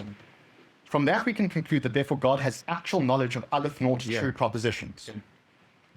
Having knowledge of a numerically distinct proposition P entails having a numerically distinct belief about proposition P. Yes. Therefore, God has numerically distinct beliefs about aleph naught true proposition. Yeah. A belief is an actually existing state of an actual mind. Yeah. So beliefs are not mathematical objects and they're not abstractions. Yeah. They might be about abstract objects and they might be about abstractions, but beliefs themselves are states of a mind, even a divine mind. Yeah, sure. Right. So therefore, God has an actual aleph naught, which is the cardinality of infinity, number of beliefs in mind. But if X hypothesis actual infinities are impossible by the assumption, then we must conclude that God is not omniscient. But if God is not omniscient, then he's not essentially omniscient. If it's a defining feature of God's omniscience that he's essentially omniscient, then he doesn't exist. Right. So it seems to me that the problem, and maybe you will have to retract on the idea of that actual infinities can't exist. Or you'll have a different view about God's mind, maybe. No, I don't. Okay, so that's the argument. Let's know what you guys think about This has been dealt with extensively in the books of Kalam, actually. Okay. This actual question. Yes, so let's hear it. It's actually a good question. Yes, actually, I'm actually. interested. So I'm going to answer you. Look, so the distinction between quantitative and qualitative has been made. Usually it's a box standard answer that's given by William Lane Craig himself. Yes. Well, I've heard- actually, it's connected to the Kalam cosmological argument. Yes. Now, the thing is, what is actually problematic about the idea of an actual infinity in the real world? Yes. So if you look, for example, at Avicenna's account, and it's interesting, there's a lot of secondary source materials and stuff like that, and other people's account as well, you can Taymiyyah being one of them. They don't have a problem with the instantiation of an actual infinity in the real world. They only have a problem with the actual instantiation of the real world considering certain conditions, and I'll tell you what they are. Okay. Yeah. So, number one, the condition is that these things they occupy a space-time. And number two is that they coexist. Okay? Number three is that they're limited. Now, let me tell you again, right? That they're limited, they occupy space-time, and that they actually exist. Right. So, for example, many scholars of philosophy of religion, Aristotle believed this, Ibn Sina believed this, Ibn Taymiyyah believed this, many people believe this, Ibn believe this, that there was actually an infinite regress of things. They didn't see it as an absurd, or they didn't believe it was, they connected it with a necessary being. The major differentiation that they put in place is the following.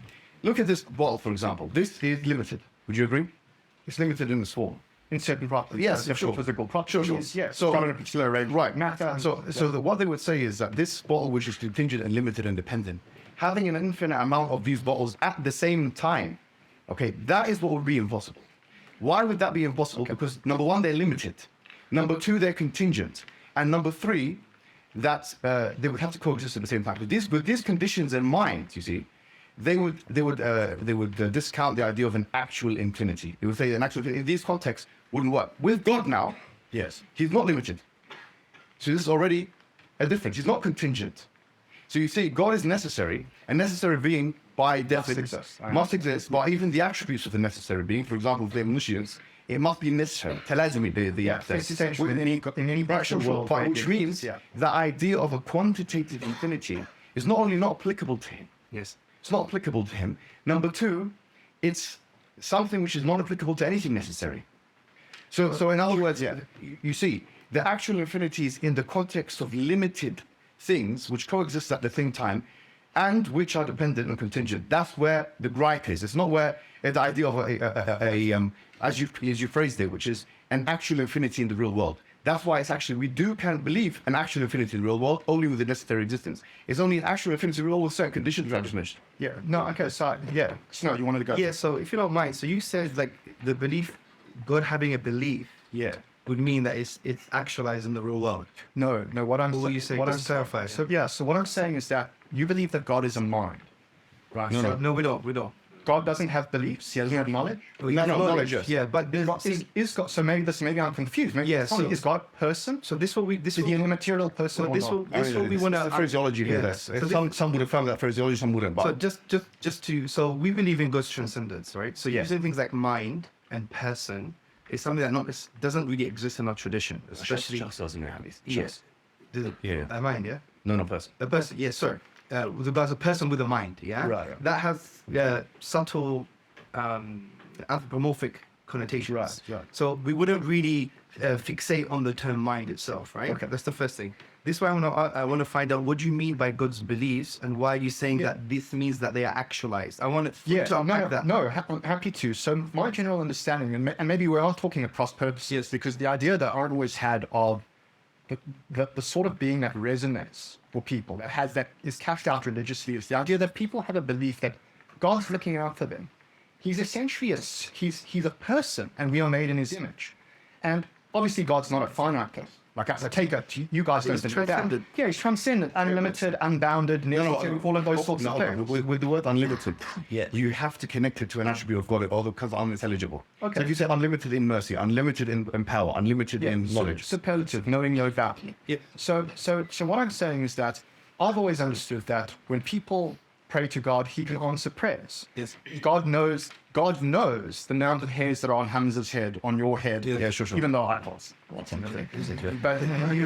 knows what's going on with me and Mark. And these are distinct beliefs. And normally when we think about a justified true belief, we just go with JTB. Yeah, theory, sure. Any claim of knowledge implies belief. It's very hard to make sense of what you mean by God's omniscience if we're not talking about propositional knowledge. Yeah, but my specific question is, so I can know how to address your point. Yeah. Because I don't want to straw man. No, that's right. So when you say God having a belief, yeah. and then God having a belief means it's somehow actualized in the real world, what do you mean by that? Okay. So And let's know how that. and how can you demonstrate Okay, God so- has a belief, and by the very virtue he has a belief, it means it's actualized in the real So world. when I say God's belief is real, I mean it in the same way that you think God is real. God has. So in other words, Can I go back one step, right? Yeah. I know what you're trying to say. You're trying to say, listen, you have a problem with actual infinities. You're saying that God's attribute of knowledge must be actually infinite because it's connected to quantifiable things which have to, for example, his own self. Let me make it easy for yourself. God's, if he's boundless, then he must know himself, right? So in other words, he must have it's not quite what I'm. It's not quite. No, what I'm I saying. know, but you're saying that you have a problem. You're saying to me, you have a problem with actual infinities, right? And God's knowledge, you're saying God's knowledge Your flame is actually infinite. So I'm responding to you. I don't have a problem with actual infinity. I'm responding. This is my response. Yes. I don't have a problem even in the real world. Listen to what I'm saying. I can see it's logically not always incoherent. Can you see? I'm not going Casey actually. Yeah. Because what you're doing now is you're refuting William Lane Craig's Capitalist logic argument. I'm saying I accept what you're saying here. It's a strong point against the Capitalist logic argument. I grant you it. But what I'm saying is, this is the response. This is what I'm saying, please. Yeah. You might want to write this down. No, With all due respect. I'm listening. Which is this. I'm saying I have a problem with actual infinities in the certain context. Number one, that the objects of in question in actual infinities, number one, are contingent. Number two, are limited. Number three, exist all at the same time. That's the thing that every scholar of the medieval Can period you says. explain to me? So I'm trying to understand. Yes, okay, let me explain. Sorry, let me explain. Yeah. Okay. Sorry. Okay, so imagine God created A, then created B, then created C, and goes to infinity. That was Ibn Taymiyyah's view. That's a view in Islam. It's a view in Islam. Ibn Sina believed this. Right. Many people believe this. Aristotle believed this. Do you see what I'm saying? It's a view in the philosophy of religion. I'm not saying logically it's fully problematic. I'm saying the following: saying if you get all of those infinities at the same time, all those things A, B, C, and infinity, and put them all at the same time, the existence of those contingent, limited existences together, that's where the contradiction lies. Why? Because therein lies the absurdities of the part being more than the whole, that the inexhaustible comes the exhausted, all those things that I mentioned in the presentation. That's where it would be a problem, where the spatial, temporal, time dimension is one, i.e. they all coexist. Yes, all those things exist at the same time, number one. And number two, that they're limited and contingent. Do you understand what I'm saying? No, I think I understand what you're saying. I would like to finish my point, which echoes. So it's a little bit of a strong man to consider the qualitative versus the. What did you say I said in my book? I forgot now. The qualitative and the distinction between qualitative and quantitative. In the book, it actually goes a little bit further, and it echoes what Hijab is saying. Mohammed Hijab it's more about the differentiated and undifferentiated infinite. This is the point. So it's based on temporal, spatial, discrete things, finite, discrete things. So there is a fundamental difference. So we accept the actual infinite. We can accept it. But we don't accept it from the point of view that you can have an actual infinite that is based on differentiated things, which is based on their contingency, their limited nature. So you say God. So God's knowledge. No scholar on earth will say God's knowledge is limited. Is a differentiated, eternal, limited attribute from the point of view that it's temporal, spatial, and it has these limitations. And that's why I wanted to really find out what my belief and how that actually denies what we're saying. I can't see that the argument that you propose actually is a defeat in this topic. So before you continue, I'll let you finish your point. We're going to quickly bring in. No, of course. We're going to quickly bring in Dr. Chad Harris, and then we can continue this with audience questions, perhaps on this point or other questions. Well, he said he would answer my question. Happy to. I don't mind. Does he want to do that first? No, on the human rights. If you can manage that. So do you want me to just rephrase the rephrase the question about the objectives? Yeah. How would you? Because you mentioned the ontological ethic, and you mentioned consequential, the veil of ignorance of John Rawls. I'm just saying, what is the ontological, epistemological grounding that this is a morality on an objective level? That's all. That's my question. So the view that I would give is slightly different to Mark, although Mark did mention it. Which is that I think that a good way to ground an objective ethics is to look at the nature of suffering. So when an entity suffers, one of the things that they learn about the suffering, the actual nature of it, is that it has an axiological valence. So in other words, we learn about the axiological disvalue of suffering through knowledge via acquaintance, through our direct acquaintance with the state of suffering. And I think that that's, now we can catch that out in slightly different ways. I mean, some meta-ethicists will catch that out getting a reductive account. So some people will say, they're much like in the philosophy of mind, we want to reduce qualitative properties to neural states. Certain meta-ethicists think that it's appropriate to reduce suffering to the badness of suffering, the normative property, to sufferers. And I think that that's quite plausible. Another way of looking at it is to say that it's non-reductive. So in other words, that the normative property supervenes in a necessary way on the non-normative property of suffering. Another way is to look at it is a functionalist account. Now, all of those various accounts, they're very interesting in meta-ethics. So that's more an in-house debate amongst meta-ethicists. But once you grant that suffering is intrinsically bad, it may be instrumentally good in some cases. And once you grant that it's intrinsically bad, that generates a moral reason. Okay, I promise you, I'm very gentle.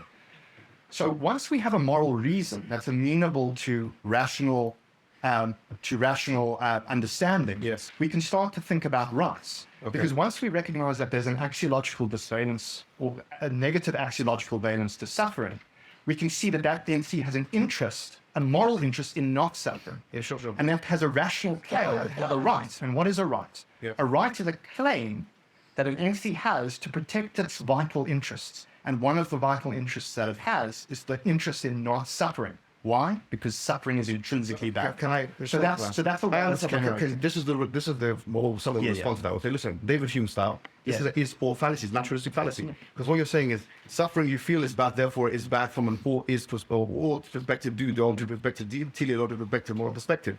The point is, I don't even grant you the premise that suffering is bad in the first place. Some suffering is good. We all go to the gym and suffer there. Listen, I'm sorry, so all due respect, I don't even grant you the premise. We suffer all the time. As I mentioned before, I gave you a live example. Yeah. The people that were the good people in South Africa that went against the apartheid for so many years, decades, I'm sure you're one of them, you're a rights activist yourself, were suffering against the hegemonic power until they achieved their achievement. So I don't even grant the idea that suffering is bad. Listen, hold on. Okay. The point is, you saying that suffering, you feel bad, therefore it is bad, is a naturalistic fallacy. David Hume, who's an atheist himself, said you shouldn't be doing this.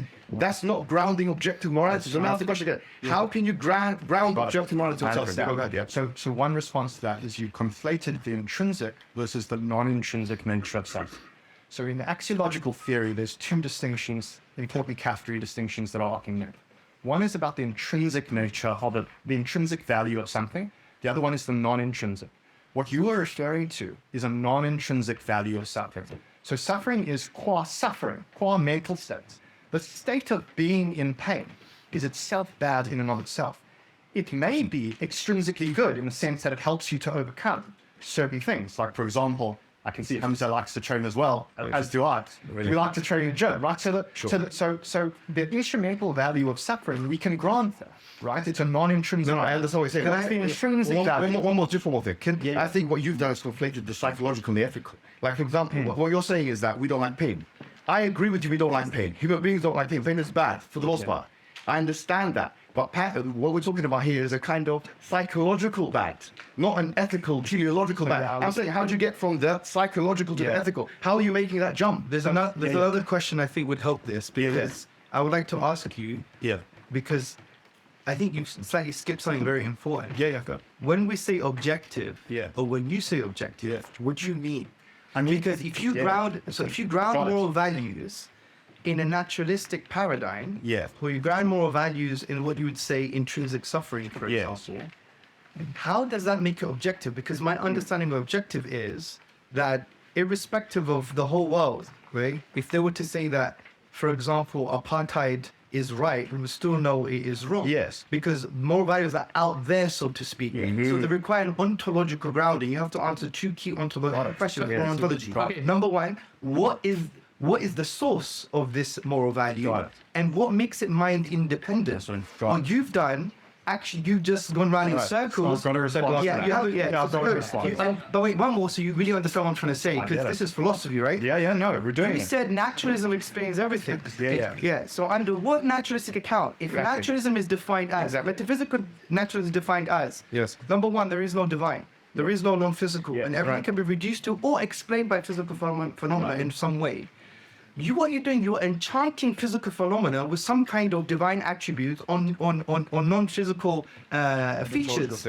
So from that point of view, you have to also define what physical properties are, or what physical processes are, because from our understanding, just a moment, sorry, the non-rational.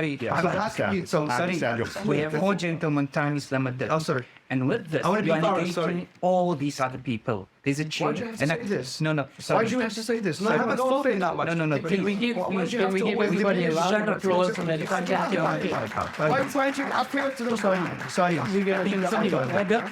override my check into out of order. If you're a Muslim and you speak about akhlaq, the No, Prophet please, spoke about please. I character. think you are out of order. You're diminishing him. No, I'm not diminishing anything. I'm saying we're negating all these other people who he's want not to ask negating anyone. questions, He's not negating and you anyone. can have a discussion, and you will answer them. You cannot negate all these other people. I'm sorry that I'm overriding my chair. I'm being out of order by doing that. But I'm asking you to have some respect for others, and then we can speak about religion in totality. So can you let the chair do what he needs to do, and he will come back to religiously. But people here need to ask questions. Sure. Do not negate. Sure. We were having a Because no, England to negate them. limit the time.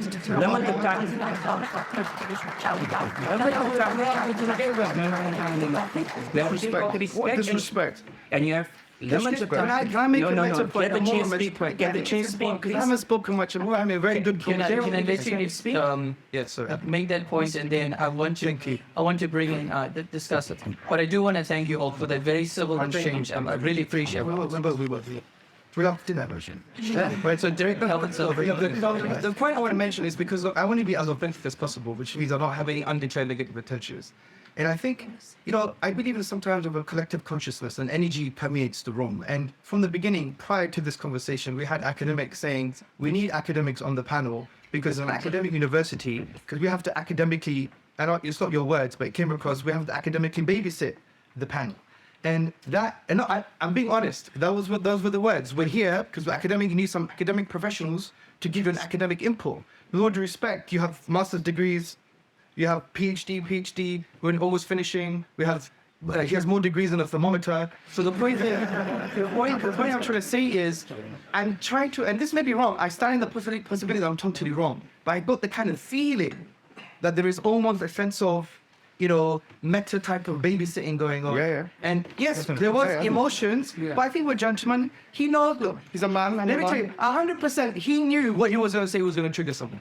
Yes. I so guarantee we live in a hegemonic liberal secular society that's imposing on the Muslim community, and it's not a neutral space ideologically. Security is just said that we need to wrap up. I'm saying I get you, but I'm trying to say that has to be clear because that's how it has come across from the beginning before we've entered this room. And we're having a really good philosophical discussion. And with due respect, what's your name? The chair has already assessed that we're going to give more time to discussion than to Q&A. It was already agreed. With all due respect, you're subordinate in this conversation, and you should allow him to do his job. He interrupted, which was fine, but you didn't know why he interrupted. Let him interrupt properly. If you want to take it to the audience, that's fair enough. But with all due respect, let's not have any undeclared negative intentions. They're one neutral and equal on this panel and platform. There is no, I'm academic, I'm up here, I need baby saying, this and the other. We're gentlemen, we have our own personalities, and let's have a conversation. I just find it was rude that I was interrupted when we're having a really good philosophical discussion. That's what I'm saying.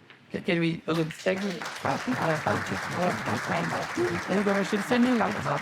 to continue with this discussion. Dr. Harrison, Dr. Mati are going to be brought in, and I appreciate Dr. Mati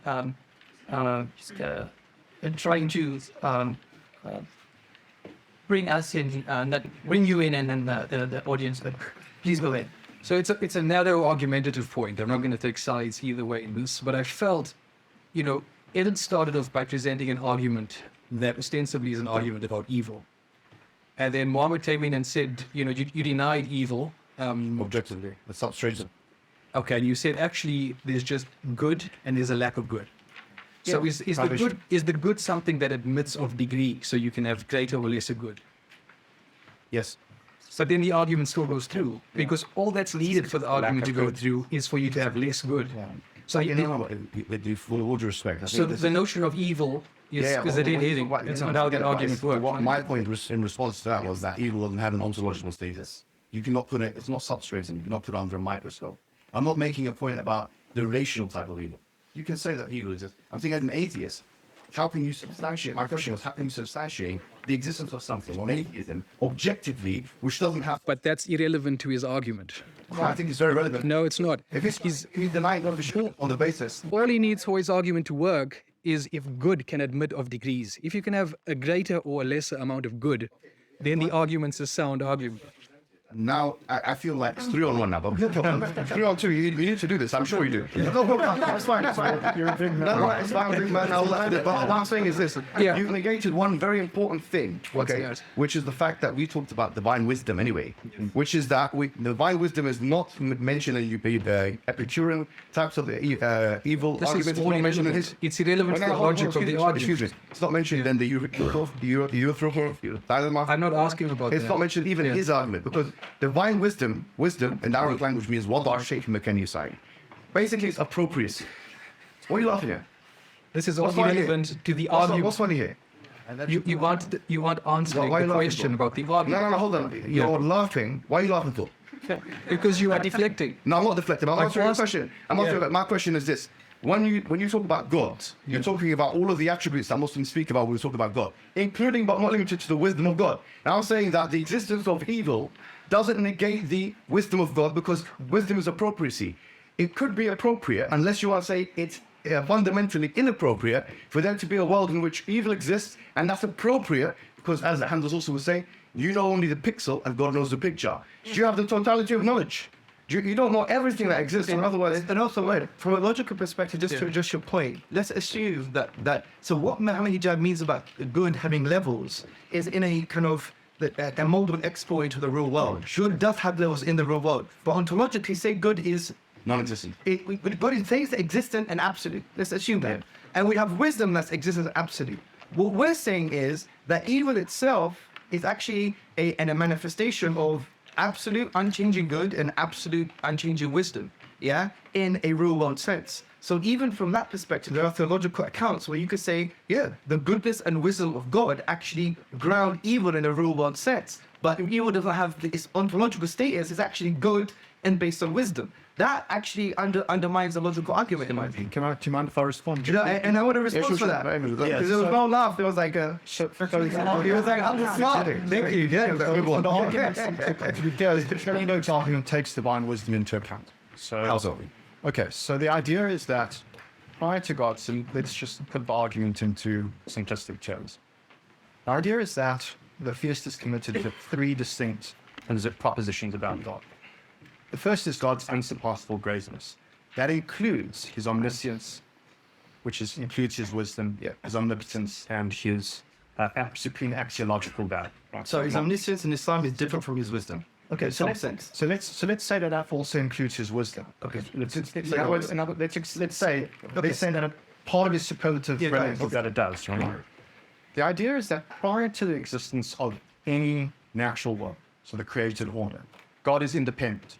Part of this is your point that you want to emphasize. That God is independent of the created order. There's a difference between the creator and the created. Right? Yes.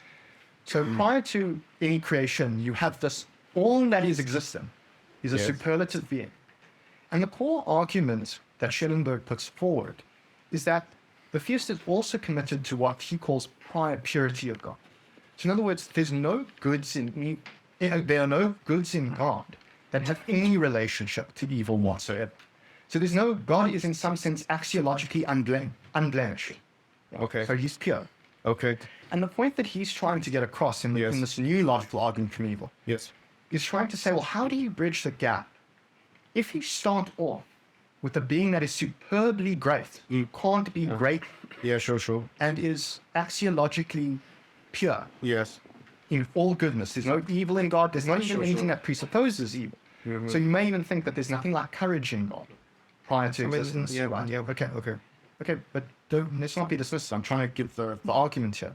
So the idea is that from that state, any omniscient and wise being would judge that all the pure goods in here are better than any sorts of finite goods. And the idea of the argument, thrust of the argument, is that God would model the world after the goods that are in here. In other words, he would make a world that is more God-like. Yeah. Okay. Right. Do you understand what I'm saying? Okay, so basically the Islamic tradition. Yeah. There's different schools of thought. Let me just put it out there, right? So, gentlemen, I'll let you finish that. We've been given now 7.5 minutes to wrap things up. And I'll let you finish your point. Let me finish the point. There's different schools of thought. So there's divine, just like in Christianity, like Augustine and Thomas Aquinas and so on, they had this is called theodicy. And in that they had the idea of privation. Okay, Ibn Taymiyyah and Ibn Qayyim also believe in that. There's divine command theory, which is that something is good because God said it. That's also represented in fact. There's two ways to answer this question. Let's go with the privation theory for the sake of argument, because it's more than one way to solve this issue. I'm saying the following.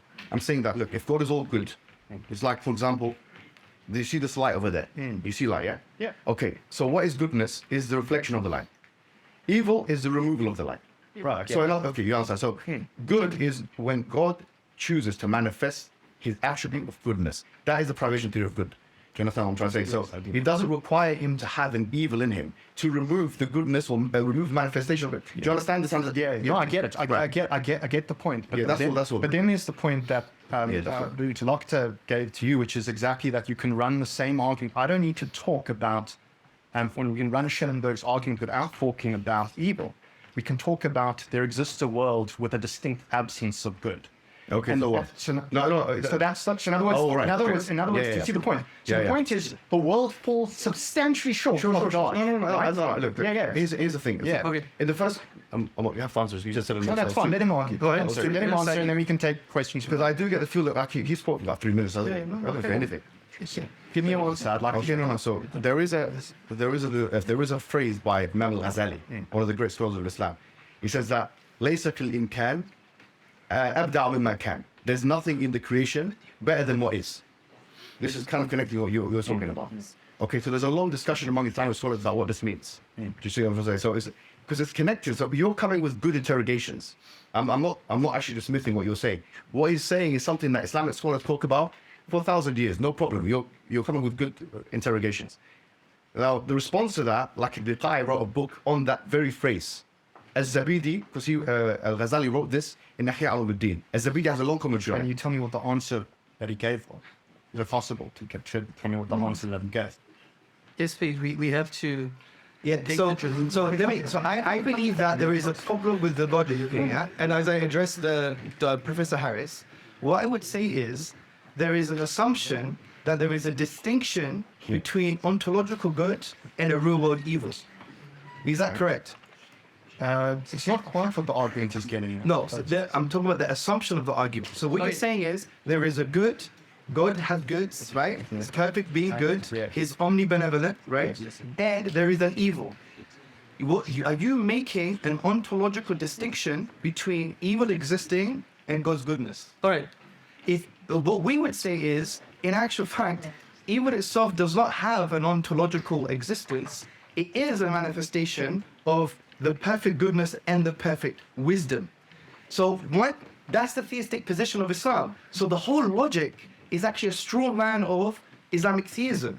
It will only work if you conflate omniscience with God's wisdom, which there is a subtle difference, and only there is an assumption in the logic that there is an ontological difference between good and evil itself has some kind of grounding or ontology. Where we're saying that's not the Islamic theistic discourse. The Islamic theistic discourse is God is good. Excuse me, we've got 1 minute here. 1 minute. So let me start. Sorry. I was supposed to have 5 minutes. It's not going to be. Sorry, and you can call me rude. It's fine. I live with that. What I'm saying. I'm going to just you're now, very passionate interested. I'm going to start with the gentleman outside. It strikes me how we all been talking about God, truth, morality. There are men getting cold outside. It's very cold. Workers, working class people. I didn't know that. Yeah, no, I'm telling you that. Thank you. So let me see, when we speak about God and morality, where do they fit in? That man told me, we need to be out by 1 minute, so I'm not even going to finish. Okay, let's He go. said, no, really. Okay, no, These people needed to ask questions. But because you have 4 men who are truly interested only in themselves, with their truth, with their correctness, you could have been more humble in the Islamic How do tradition. you know that? I'm interested in myself. No, because you've been speaking one another. So what I'm asking, you know, I mean, the truth. Tell me this is the truth. yeah, it's finished. Thank you.